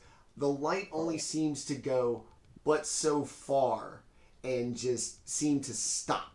That there's just this sheet of darkness impenetrable by the light. And as the door opens, you hear a voice. Uh-huh. I had no quarrel with you, our last encounter. I am still your ally, should you wish me to be. Oh, okay.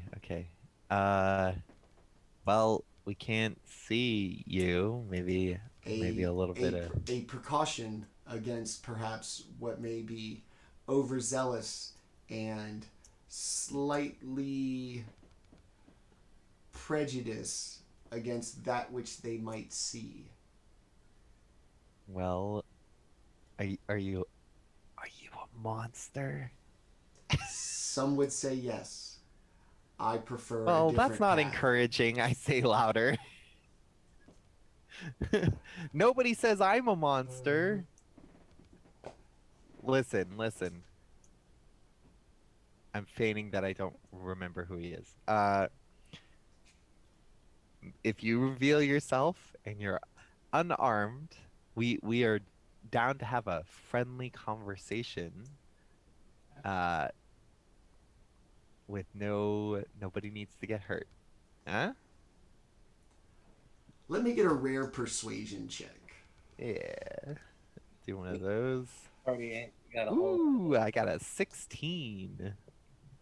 I only get a +1 on that, so I rolled a 15. I would offer you a counter. Oh, jeez. I will hold my weapon back up against the far end of this wall and, and dispel this darkness. Okay, you're not like holding like a giant crossbow shoot me in the face, right? Simply a short sword. Okay, all right, I accept. Okay. The globe of darkness is gonna kind of fade. The light is gonna pour in a perfectly natural way, and in the back is gonna stand a drow in a very kind of defensive posture, back against the wall, hand up, short sword still in hand, making no sudden movements. Is this one of those, like, do I recognize him, or do all drow look the same? Is my character a racist? I don't know what the no, give me a wisdom no. saving throw for that. What?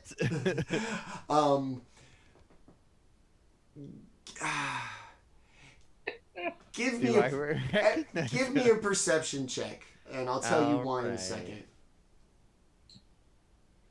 13.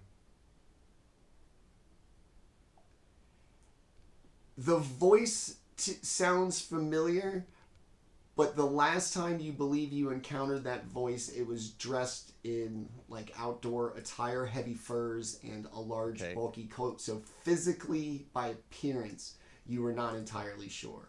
The voice, pretty sure. Okay. As soon as I see him and I establish whether I recognize him or not, I cast Fast Friends on him. Okay. He needs to make a Wisdom saving throw. Alrighty. That's hilarious. I needed to see him. I had to be able to see him in order to cast a spell on him, so that's the whole reason why. He's gonna roll a 9. Perfect. Okay, so he thinks that he's charmed by me. He thinks that we are the best of friends. He will treat me in a friendly manner to the best of his ability. As long as I don't tell him to do anything that might harm himself or others that he is friendly with, the spell takes effect or stays in effect. If I like told him to kill himself or something like that, the spell would instantly end. Okay. How long does it last? It lasts an hour. Okay. As long as I hold concentration, and when the spell ends, he will know that I had cast the spell on him to charm him. Okay. Hold on. I just gotta look up one more thing real quick because this might all be a moot point because he might be immune to being charmed. Boo! Oh no. Okay, hold on. Advantage on saving throws against being charmed. Boo! He did not. He did not do any better. He did a 12. Okay, good. I forgot he is an elf. Yeah. Yeah. I was like, I saw that. So, his demeanor is going to change from kind of defensive and reluctant to very relaxed and almost concerned. Mm-hmm. You've come to really do it to fight hey, to fight buddy. my father. Wow, I didn't expect you to make it this far. It's harsh out there. You guys, are you okay? Yeah. Is there anyone else in the room with you? No, it's just me. There's some dead that I chucked out the window a little bit earlier. But random question for you. Sure. Since we're such good buddies. Sure. Fire away. Do you have any black crystals or amulets of any type on your person? Just curious. No, I broke away from my father and my brothers before that. I saw what he came to do. That's why I granted your friend that mercy, and why. Is your father Durnell? Yes. Okay. He and I think we talked about him before, years ago. he and my brothers are down in the forge. Down in the forge. 2 floors below us. You could see the forge from the middle floor. Down into it, they're trying to fabricate a crystal large enough to mentally enslave every living creature of Icewind Dale under my father's control. Oh, It smells bad down there. You said your father's down there now? Yes, they're almost done. They've harvested enough down crystal. There is another basket that goes down from the floor below us. The switch to bring it up it's right over there on the wall. Okay, so we could go down to where they are. Is he by himself, or there's other people? Oh down no, there? The entire forge is full of my brothers and my father's followers. Excellent. Okay, great. This is gonna seem like an unusual question, but we're such close friends. Sure. Anything. Does your father have any particular weaknesses, or is he afraid of anything, or he seems like I'm just curious because he seems like he's getting up to some mischief. Whatever occupies my father's body is not him. I doubt that he is in control or that it is even him. That is. Now we get to the meat. Okay. Do you know if there are any traps or any other things that we should be concerned about if we wanted to chat with your father? We never thought anybody would get here. Oh, okay. That we thought my father was going to create his crystal and enslave Icewind Dale from here. Oh, okay. Well, listen. Me and my friends here, also my friends, point out my friends. We need to. He's not charmed by them, so he is completely maybe neutral or whatever. I guess he would think the same about them Gives him to the some head degree, nod. but thinks we're best friends. Nowhere so. affectionate, just the head nod. So Yeah. We're gonna go have a chat with your father. Maybe we'll like see if we can like find out why he's like not himself. Could you perhaps maybe keep an eye on the area? Maybe give us a shout if something's coming. That like if someone's coming to join the conversation. And maybe after 10, 15 minutes, you just head off and get out of here. I think there's going to be some trouble here. You don't want to get involved. I can protect you as far as the basket. Perfect. I cannot travel to the forge level. My presence. No. We don't want you to do that. My father. I can't tell him to do that because the spell would break. Okay. Cool. Yeah, just keep an eye on us. These are good friends of mine. You can definitely trust them. Yeah. Oh, is there anything in this room that might help us? Anything of value or just the switch over there to call the basket to the entrance level. Cool. All right. Now, if we go down, is it one big open area or is it like several rooms or something? What the down this shaft to like the forge area? Nothing's gonna happen here. It's essentially going to be like a remote thing. You're going to flick it here. It's going to come up in the room where it was on the floor, but you guys are going to have to go like back up, down, back around. Oh, we have to go back to where we got in. Yeah. Where that is. Oh. All right. Okay. Yeah, I mean, this lasts for an hour, so why don't you come with us? We're going to head down that way, and then you can just keep an eye out for us. We'd really appreciate it. Yeah. He's gonna nod for Kelroth and still be kind of leery to everybody else. Yeah, he's ready to go and tow. You guys just gonna go all the way back down and boom, boom, boom. I should say I'm reading over the spell. If it says the creature you can set a new set of tasks for the creature to complete when a previous task is, or you decide to end the task. So I can tell him to do something if the service or activity might cause harm to the creature, or if it conflicts with their normal activities or desires, the creature can make another saving throw. So if he wouldn't normally protect a friend, I guess, in this capacity, he could maybe make another wisdom saving throw. Up to you. I would say no, because he is, like I said, his whole point was to not he didn't want to get into a fight. Purposely not want to fight you. Given his nature or his upbringing, I would say that's about as close to an affirmative stance of agreement as exists for a drow. Cool. So I'm not gonna get him to defend us or anything. I'm just, Okay. yeah.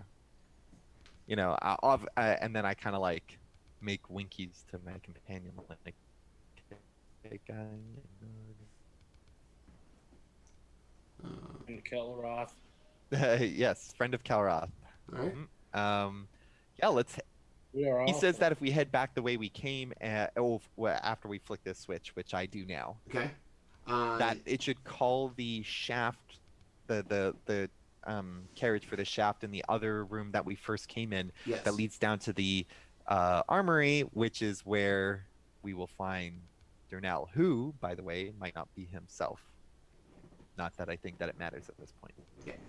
All right. So, all right. So you guys go all the way back down. You know, one at a time in the elevator, back through the first floor that you came to, and as you come back into the room,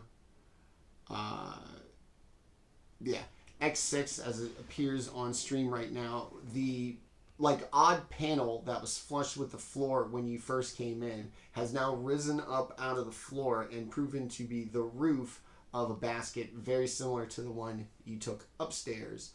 The controls appear to be the same. Everything appears to be just as it was in the other basket. Cool. Oh,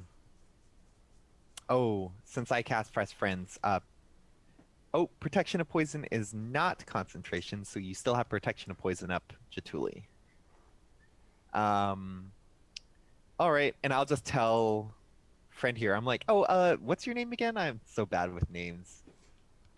He looks at you. I am Izor Tanathor. Izor. The Of course, youngest. of course. Gonna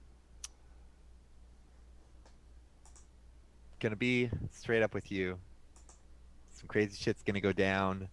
You might want to get out of here, find a place safe for yourself. Maybe in the future you'll find it in your heart to come and chat with us again when things aren't so dire. Jaatuuli will buy you beer. There you go. He buys the best beer, by the way. He kind of, odd, goodbyes are always awkward, even with. I'm sorry. Drow. So he's gonna kind of, awkwardly, kind of politely bow and kind of nod. Cool. Yeah. Take care of yourself. I'm sure we'll run into each other again. He's gonna slowly back down the corridor out of view and down the hallway, and within a couple of seconds, you're gonna hear the portcullis start to raise. Okay. And yeah. All right. Bye, friend who will potentially be mad at me later when he realizes I cast a spell on him. All right. So yeah, the basket's up. Who wants to go first? Me. Okay. I think Jaatuuli, but I want to go second just in case. All right. Who wants to go third? Orryn will go third. Okay. You could do an Orryn Baldr squeeze package again. All right. All right. So, all right, Jaatuuli, you first. Okay.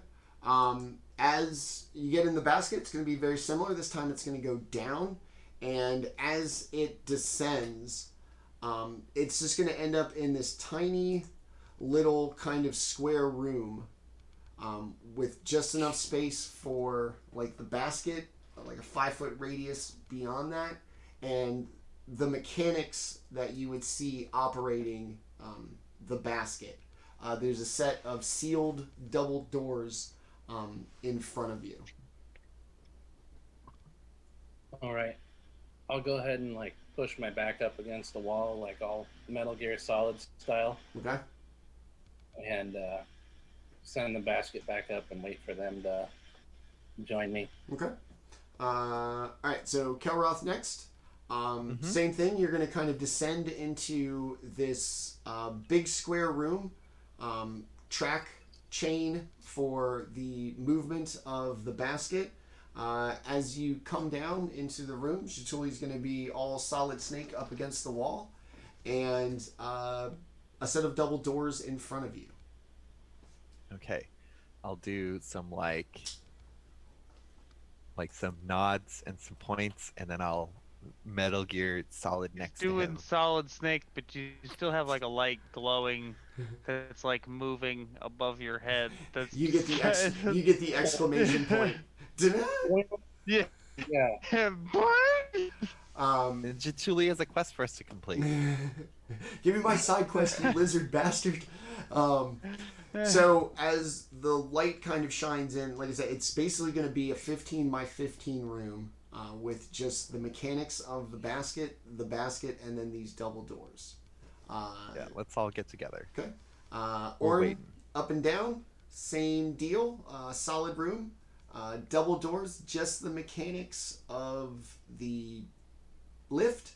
And Baldr, same thing when you come down. And now that everybody is downstairs, we will pow, and I'll zoom in on the section that we're in just to help you guys out. So I'll take the drift globe as it's moving up towards me as I'm coming down, and I'll put it in my thing, my pack. So you now can be all Solid Snake. Okay. Thank you. All right. So as it appears on stream and edited for dun dun dun moments, you guys are going to be in room X22, basically center at the very bottom. X22. Yeah, codename X22. The gang invades Drow Fortress. On the west wall is going to be the set of double doors, and like I said, that's pretty much about it.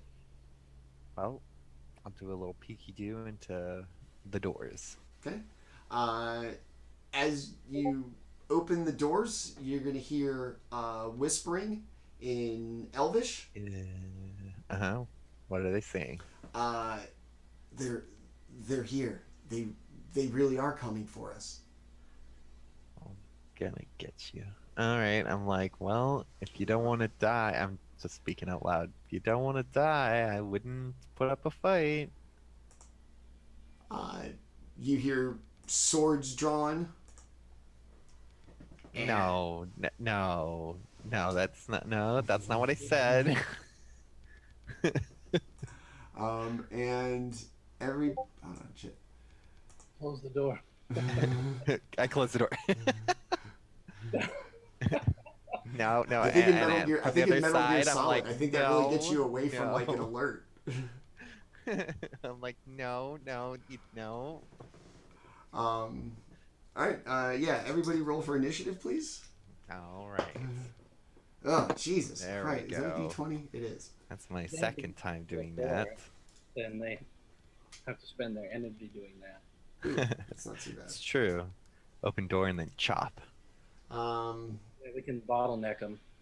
Mm-hmm. All right. 25 to 20. I got no. 20 to 15. 16. Okay. Okay.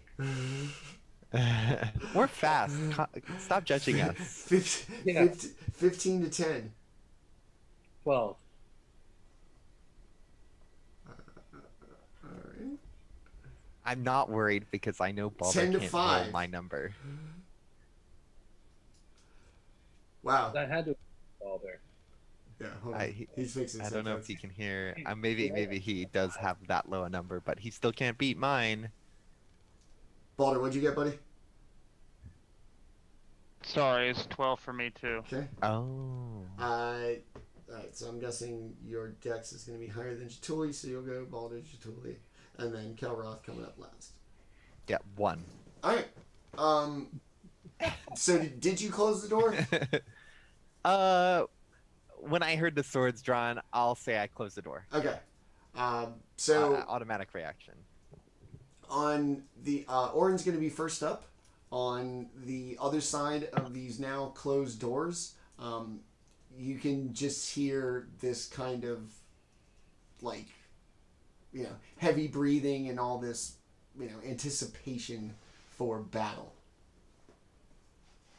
Trying to save my good spells for the boss.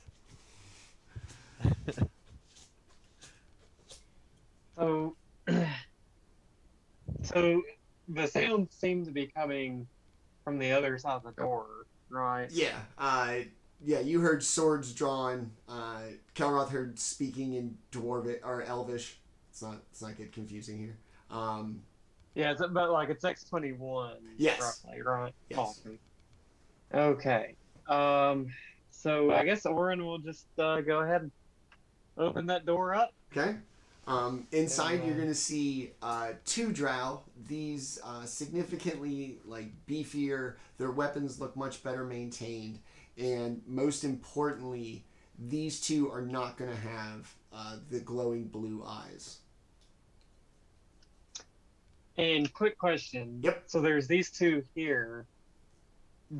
Is there any sounds coming from like X-19 that would suggest there may be more enemies? Not that you can hear from where you're at.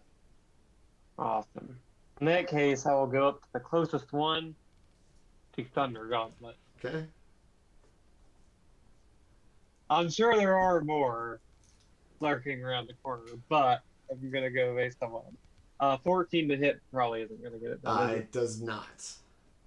And then for the second one, that's even worse. Okay. So Orryn misses both times. Oh no. Yeah. They're gonna deftly move away. These seeming much more traditional and, if nothing else, at least free thinking and sentient, as it were, drow. So they're more nimble than you, ineffective. Let me help you feel good. Orryn has been sluggish today with his attacks. He just can't get over his landed little buddy. one hit. Can't get over his little buddy. He's still messed up about it.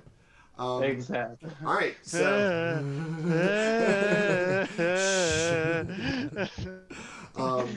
so the drow is going to step up. Well, actually, the one that you walked up to, it's going to move up, and it's going to take 2 slashes with its short sword. Oh, fuck, you're tanky as shit, aren't you? Yeah, so Yes. an 11 and a 17 are not going to get it done. No. The other one is going to move up. Just dings off the plate now on the shield. Bang. The other one also going to move up and take 2. Jesus. All right. So they weren't expecting them to send the gnome in, all full of sound and fury. So they're kind of taken aback like an elephant seeing a mouse, and just just kind of swatting away at you. I am Orryn. Hear me roar. So they're both gonna miss both their attacks. 0 for 4. And now we are to Baldr. That was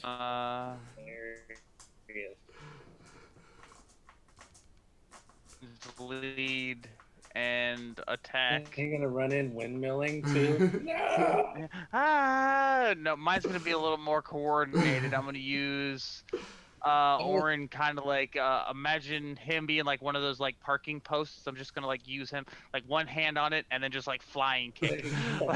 That was 0 for 6, by the way, man. Well, I didn't want to include Orryn in that stat. My man's trying. He's just very upset right All right, now. so He's got tears in his eyes. He can't see well.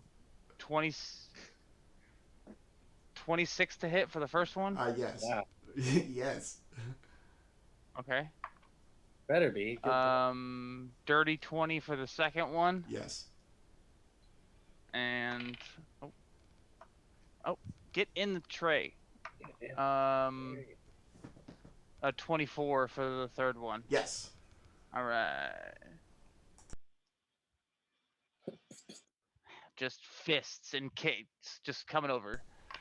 All right, so 8, 12, 9. So 29. 129 points of damage right Alright. there. Very nice. Wait, hold on. And hold on, one more. There's 6 points of thunder damage for one of the first attack that I Alright. connected with. So this So 35 points of damage.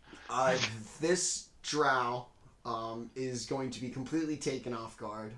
It did not expect as much as it talked about anything coming down with this sort of vengeance and fury, and just absolutely get smacked around, like ribs broken, you hear crunching, they're already dark skin starting to bruise instantly with the force of impact.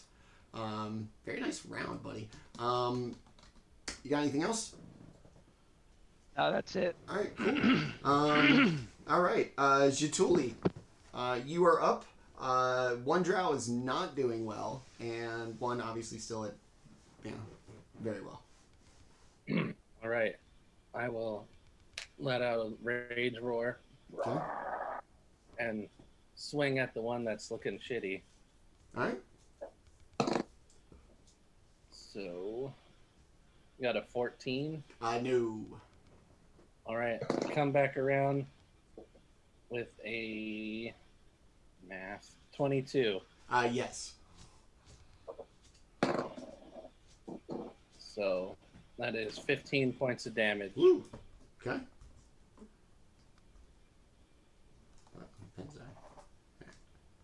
All right. Very nice. What else you guys? Is that it? And as a bonus action, I'm going to dash between the two of them and be behind them. Okay. All right. Yeah, that'll work. Okay, cool. Jaatuuli. All right, Kelroth, next to go. Oh, made it to me. Indeed. Had me worried there for a second. I was like, did I skip somebody? No. Okay, we got two guys in here. One's very injured. One's not injured. Perfectly fine. Okay.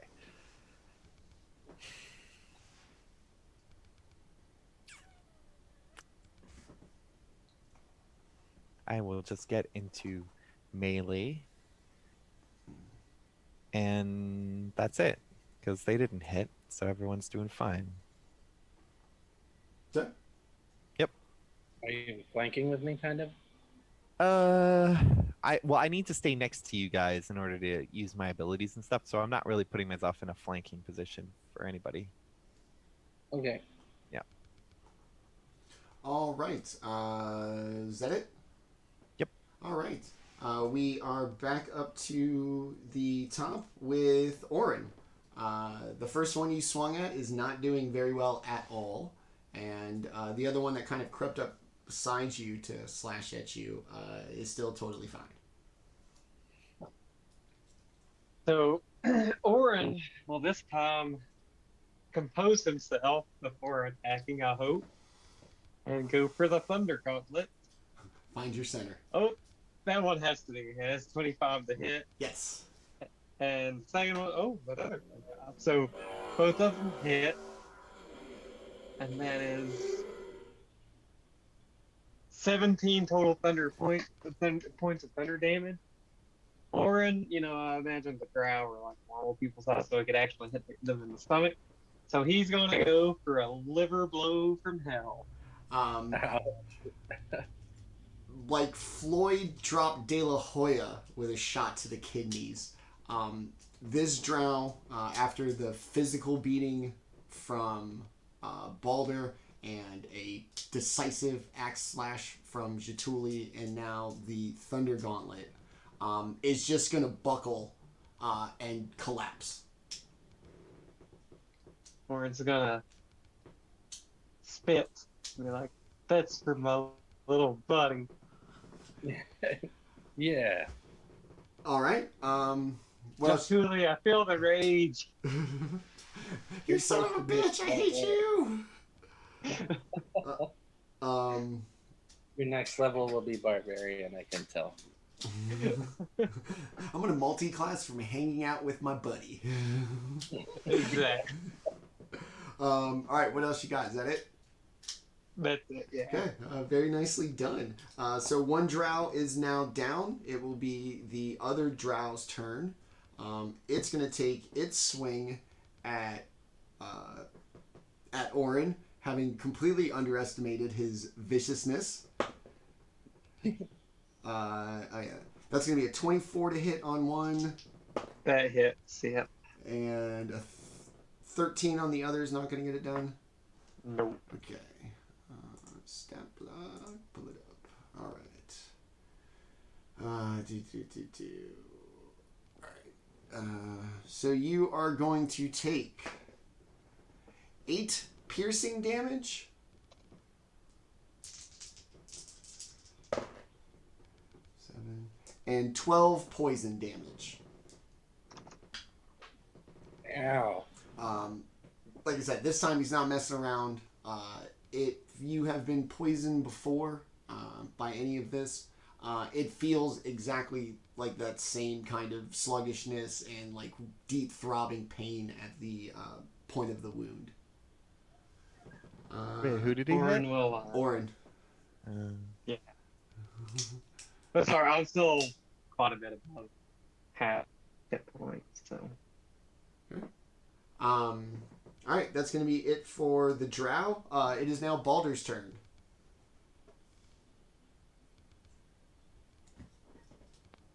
All right, I'm gonna try and do to him what I did to his little buddy.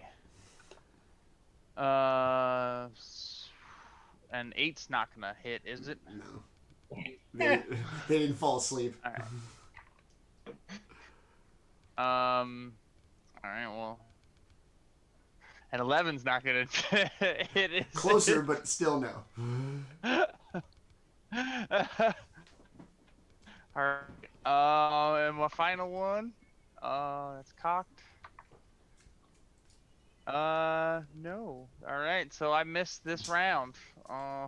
It's like in a kung fu movie where they just like slap your feet away.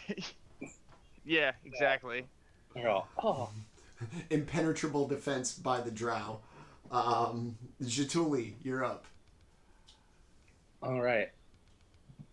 Well, seeing that this drow's defense is incredible, I'm going to go ahead and grab him by the throat and attempt to pin him on the ground. So, go ahead and make a strength check against me, who has advantage. And I'm at a 17. Okay, I got 13. All right, I grab him by the neck and kind of squeeze him a little bit, and then slam him down onto the ground. All right. And now I'm going to take my attack on him. All right. You're gonna feel like with the firm impact, like the breath literally escape his chest from just the impact, not like literally knocking the wind out of him. Heck yeah. I'm pinning him down with one hand and biting him in the head with my lizard snout there. All right. So, yeah, I'll go ahead and recklessly do it. Who cares?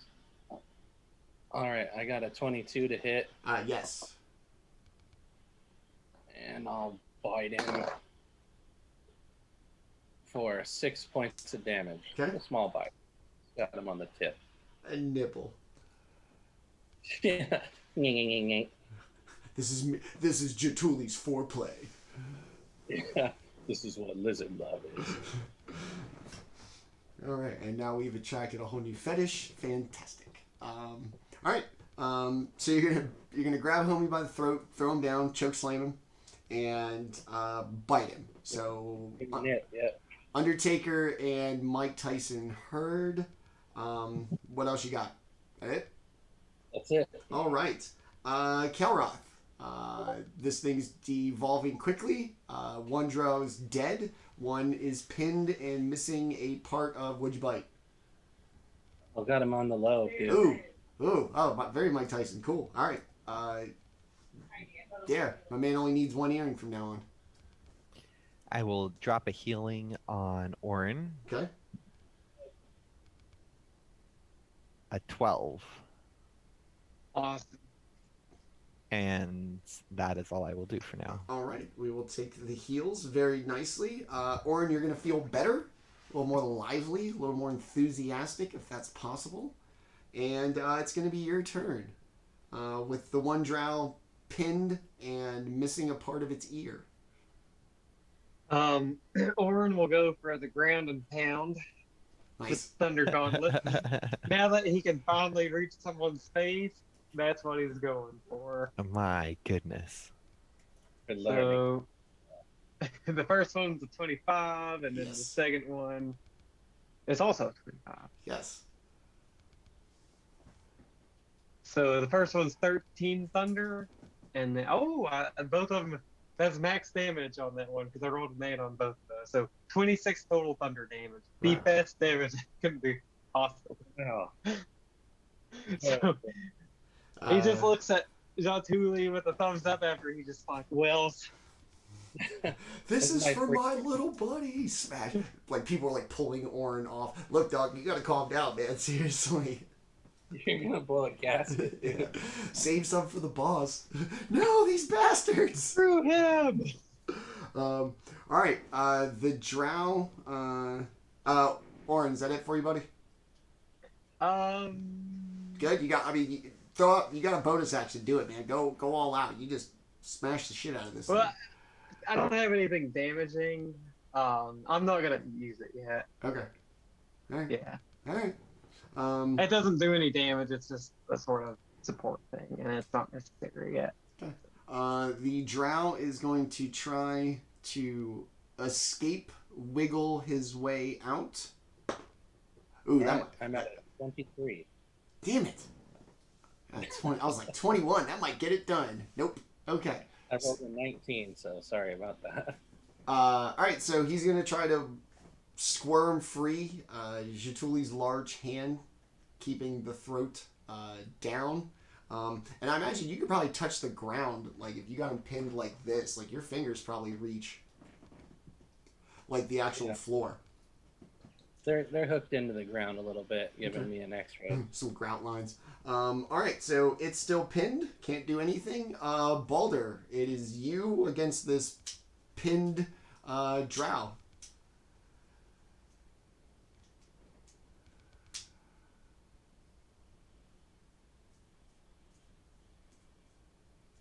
You need it, buddy.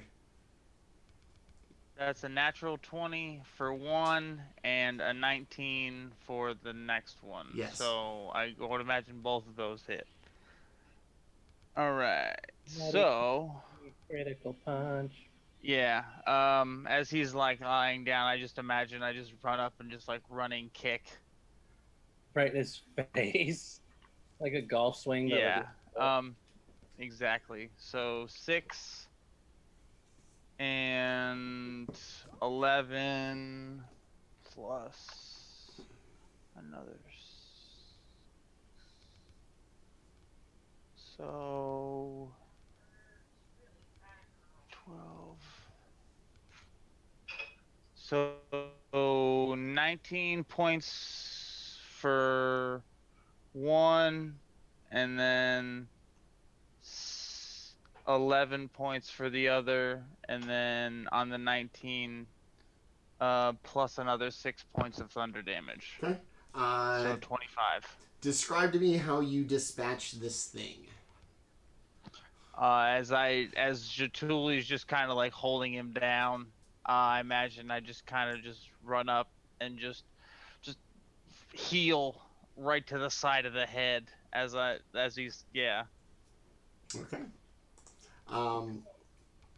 Both the drow are now defeated by non-sharp objects. Let's mind you. Thunder Gauntlet killed one and just Bear Monk Fists the other. The room goes silent of the sounds of combat and just the kind of drow's everyday existence. And you notice another set of similar double doors leading to the north. I'm going to, before we leave, chop their heads off Okay? and carry them with me to the next doors. Right. Believe me, this works. Okay. Not arguing with you. I don't really have an opinion, but I'm going to take your word for it. Yeah, all right. No heads, got it. Okay. So who wants to open the doors? Orryn Oh, doesn't mind opening the doors. if you don't want to, I will. If you do want to, I will enjoy it. Okay. But it's a double door, so maybe we could both. Yeah. So you push open the double doors, and it opens up into this very large and what you would describe most likely as an ornate room. It's still very cold and the same gray stone as everything else, but for the first time, there's a room with like tapestries and braziers and like a kind of stepped up platform with what appears to be a very old kind of oxidized metal throne. The room is otherwise empty. It's just a big room with a chair on a platform. And then around the other side, like if you were just to swing a big U-turn around the raised platform and the throne, you would see another set of double doors to like a mirrored room from what you just saw, or what you just came out of. That would be X20. Well, all right. And then, hold on, real quick. There are 3 sets of doors to the north. A single door, a set of double doors, and then another single door. I say we should check out 120 real quick. Okay. Yeah. What was there anything on the like, what looks to be like a dais or something? To, like, It's just it's a throne. This room too is covered in dust. Is it like dwarf sized? Yes. Everything appears to be kind of squat, and the throne, most of all, is not very high off the ground. Okay. Let's take a peeky-doo in 20. Okay. As the door opens, you hear this sudden, like, rushing, growling sound as 4 Quaggoths. No. You can imagine they're like ducks. They look like a gorilla yeti thing going on. They are now. Sold out of that. Nope.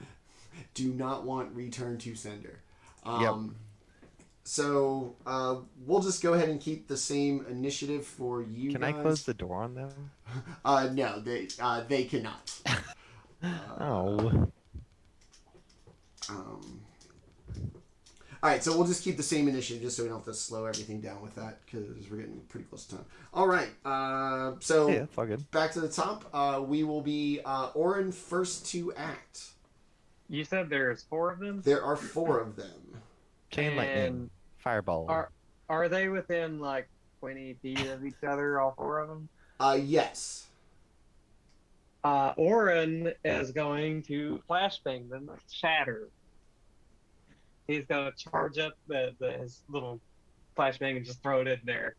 And it will do DC 16 con save for all of them. And it's 3d8. I rolled 13 under, so it's half as much if they. Okay, hold on. Save. What's the DC for the save? Not that it matters. 16. Okay, yeah, no, they all failed. Awesome. Miserably. Okay. Yeah, they all failed. And 13 damage to all 4 of them. Thunder damage.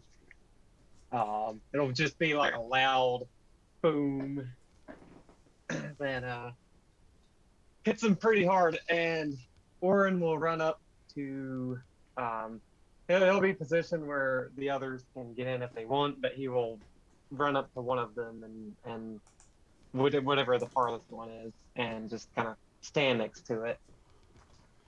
I know we joke about the flashbang. Does it actually make like a loud sound? So it says because it's shatter the spell. That's really what it is. I'll just flavor it. Okay. As an artificer. But it says a sudden loud ringing noise, painfully intense, erupts from a point of your choice within range.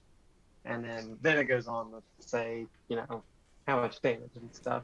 Okay, So it doesn't say how loud. I got it. I just need to know how to treat things in the next room. No, I'm just kidding. I'm not. No, No, I'm just kidding. fair enough. No, I'm not. All right, so yeah, they all kind of like get this like just high pitched shriek as the sound I just absolutely just drives them nuts. Maybe they have sensitive hearing or something. All right, the Quaggoths are Jesus. I was like, yeah, these monstrosities are just a pain in the ass. All right, they are going to roll up on what Baldr or no, Orryn, because he threw the thing at him. They are going to take 2 claw attacks. Ooh, a 13 and a nat 20 for a 25. Yeah, that's gonna hit. Okay. You are going to take. Ooh, good lord. Wait, huh? Oh no, you're okay. 11 plus 6. You're going to take 17 slashing damage from the first one. Second one, 2 slashes and nothing. Third one, is it 21 hit? No. Oh, That's so close. I got a 22 That's HP. right. Okay. And then this one's going to do 24 2 times. So those are both going to hit. Oh. And Out of 8 attacks, so it's only 3. Yeah. Land. Okay, you're going to take 5. You're going to take 11 slashing damage this time. Awesome. From both of those? Yeah, from both the attacks by the last one. All right, that's going to be it for the Quaggoths. Thanks for making the Dungeon Master be the one that has to pronounce these horrible words. All right, Baldr, next up. 4 of these nasty things with a lot of letters. Gross. All right. I guess the one closest to me. Okay. So 23 for one. Yes. And a 13 for another. Yes, both of them actually. Oh, all right.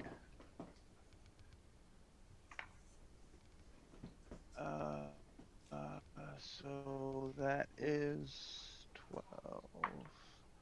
Nice.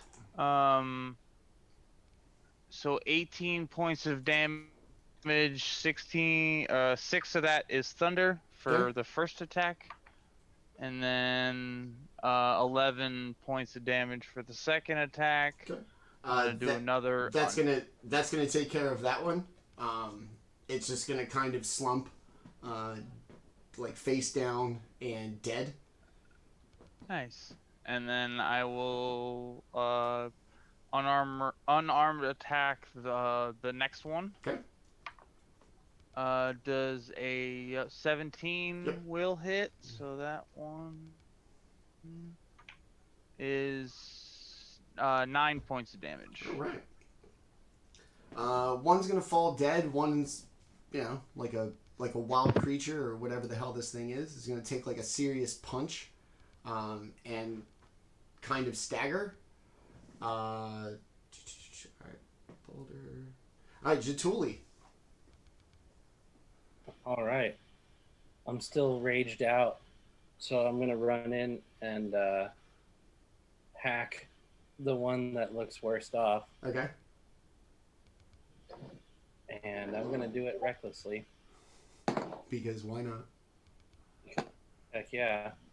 So I got a 24 to hit with the first chop. Yes. And that gives him 12 damage. Okay. And then I will chop again for a 23 to hit. Yep. and that one is 18 damage. Okay. Describe how you killed this thing. First 2 out of 4 down. Let me take a look at him. All right.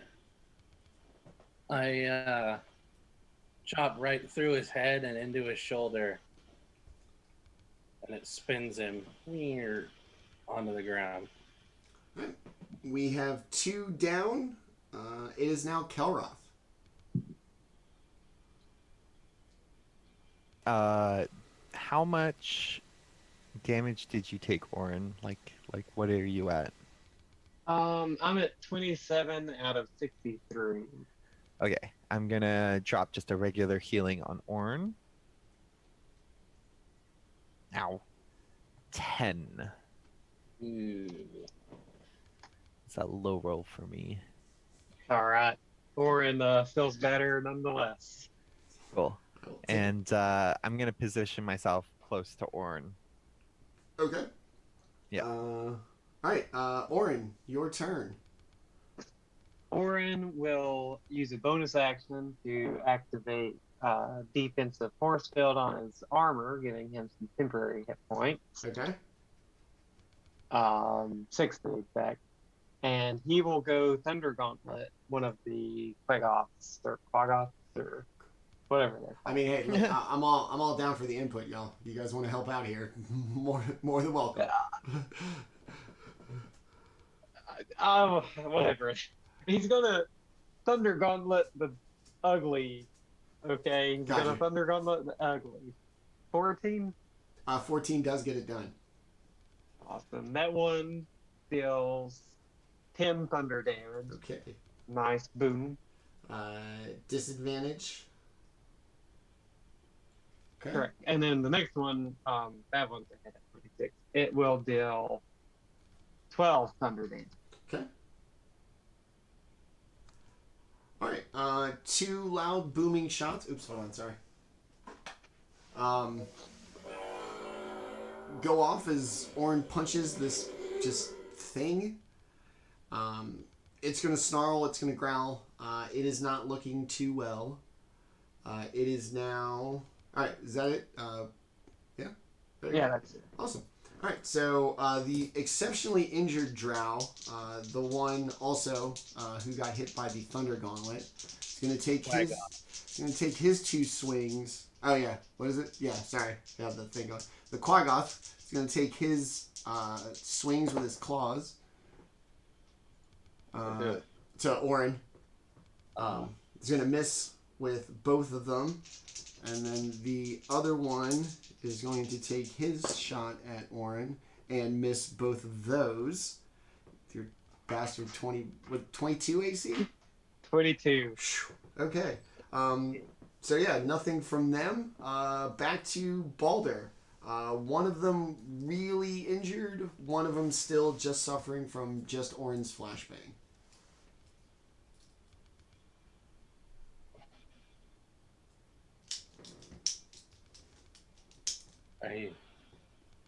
Baldr. You said there's 2 left. There's 2 left. One of them's really injured. One of them just only damage he's taken was from the flashbang. Alright. I guess we'll just try and finish off the already injured one. Okay. 18 for the first hit. Yep. That one's gonna miss. That's a 12. 12 doesn't get it done. And then a 10, so only one's gonna connect this time.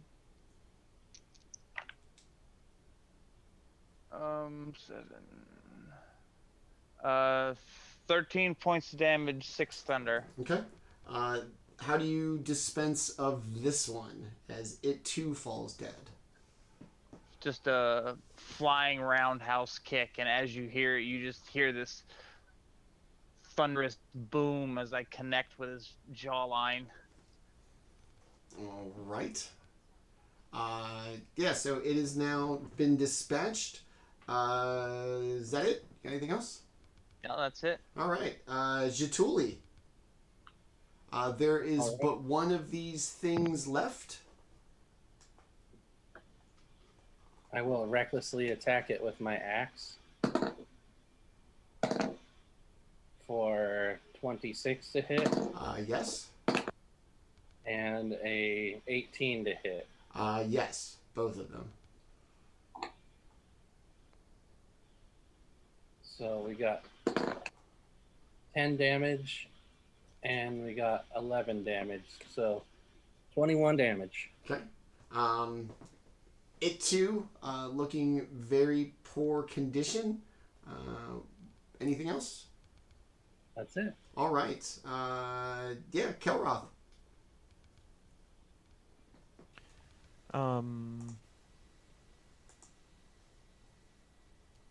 I want to not expend too many spell slots. You want to fly away? Sorry? I said you want to get away. You want to fly away. No, I want to save my slotty dues for the big boys.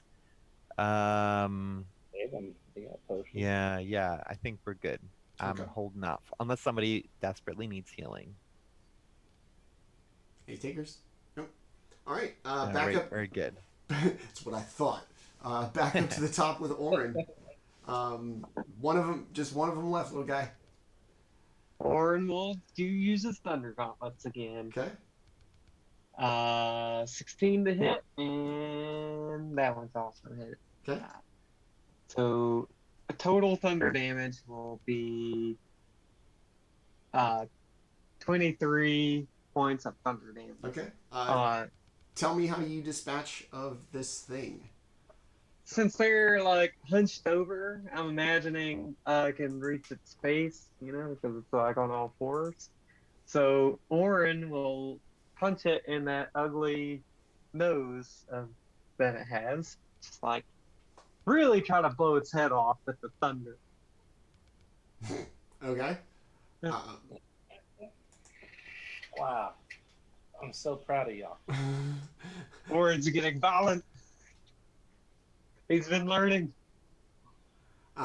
So as you punch it and it falls, the clinking of the kind of mechanisms you have heard operating the lift and the door and everything begin to open out of the door at the far north end.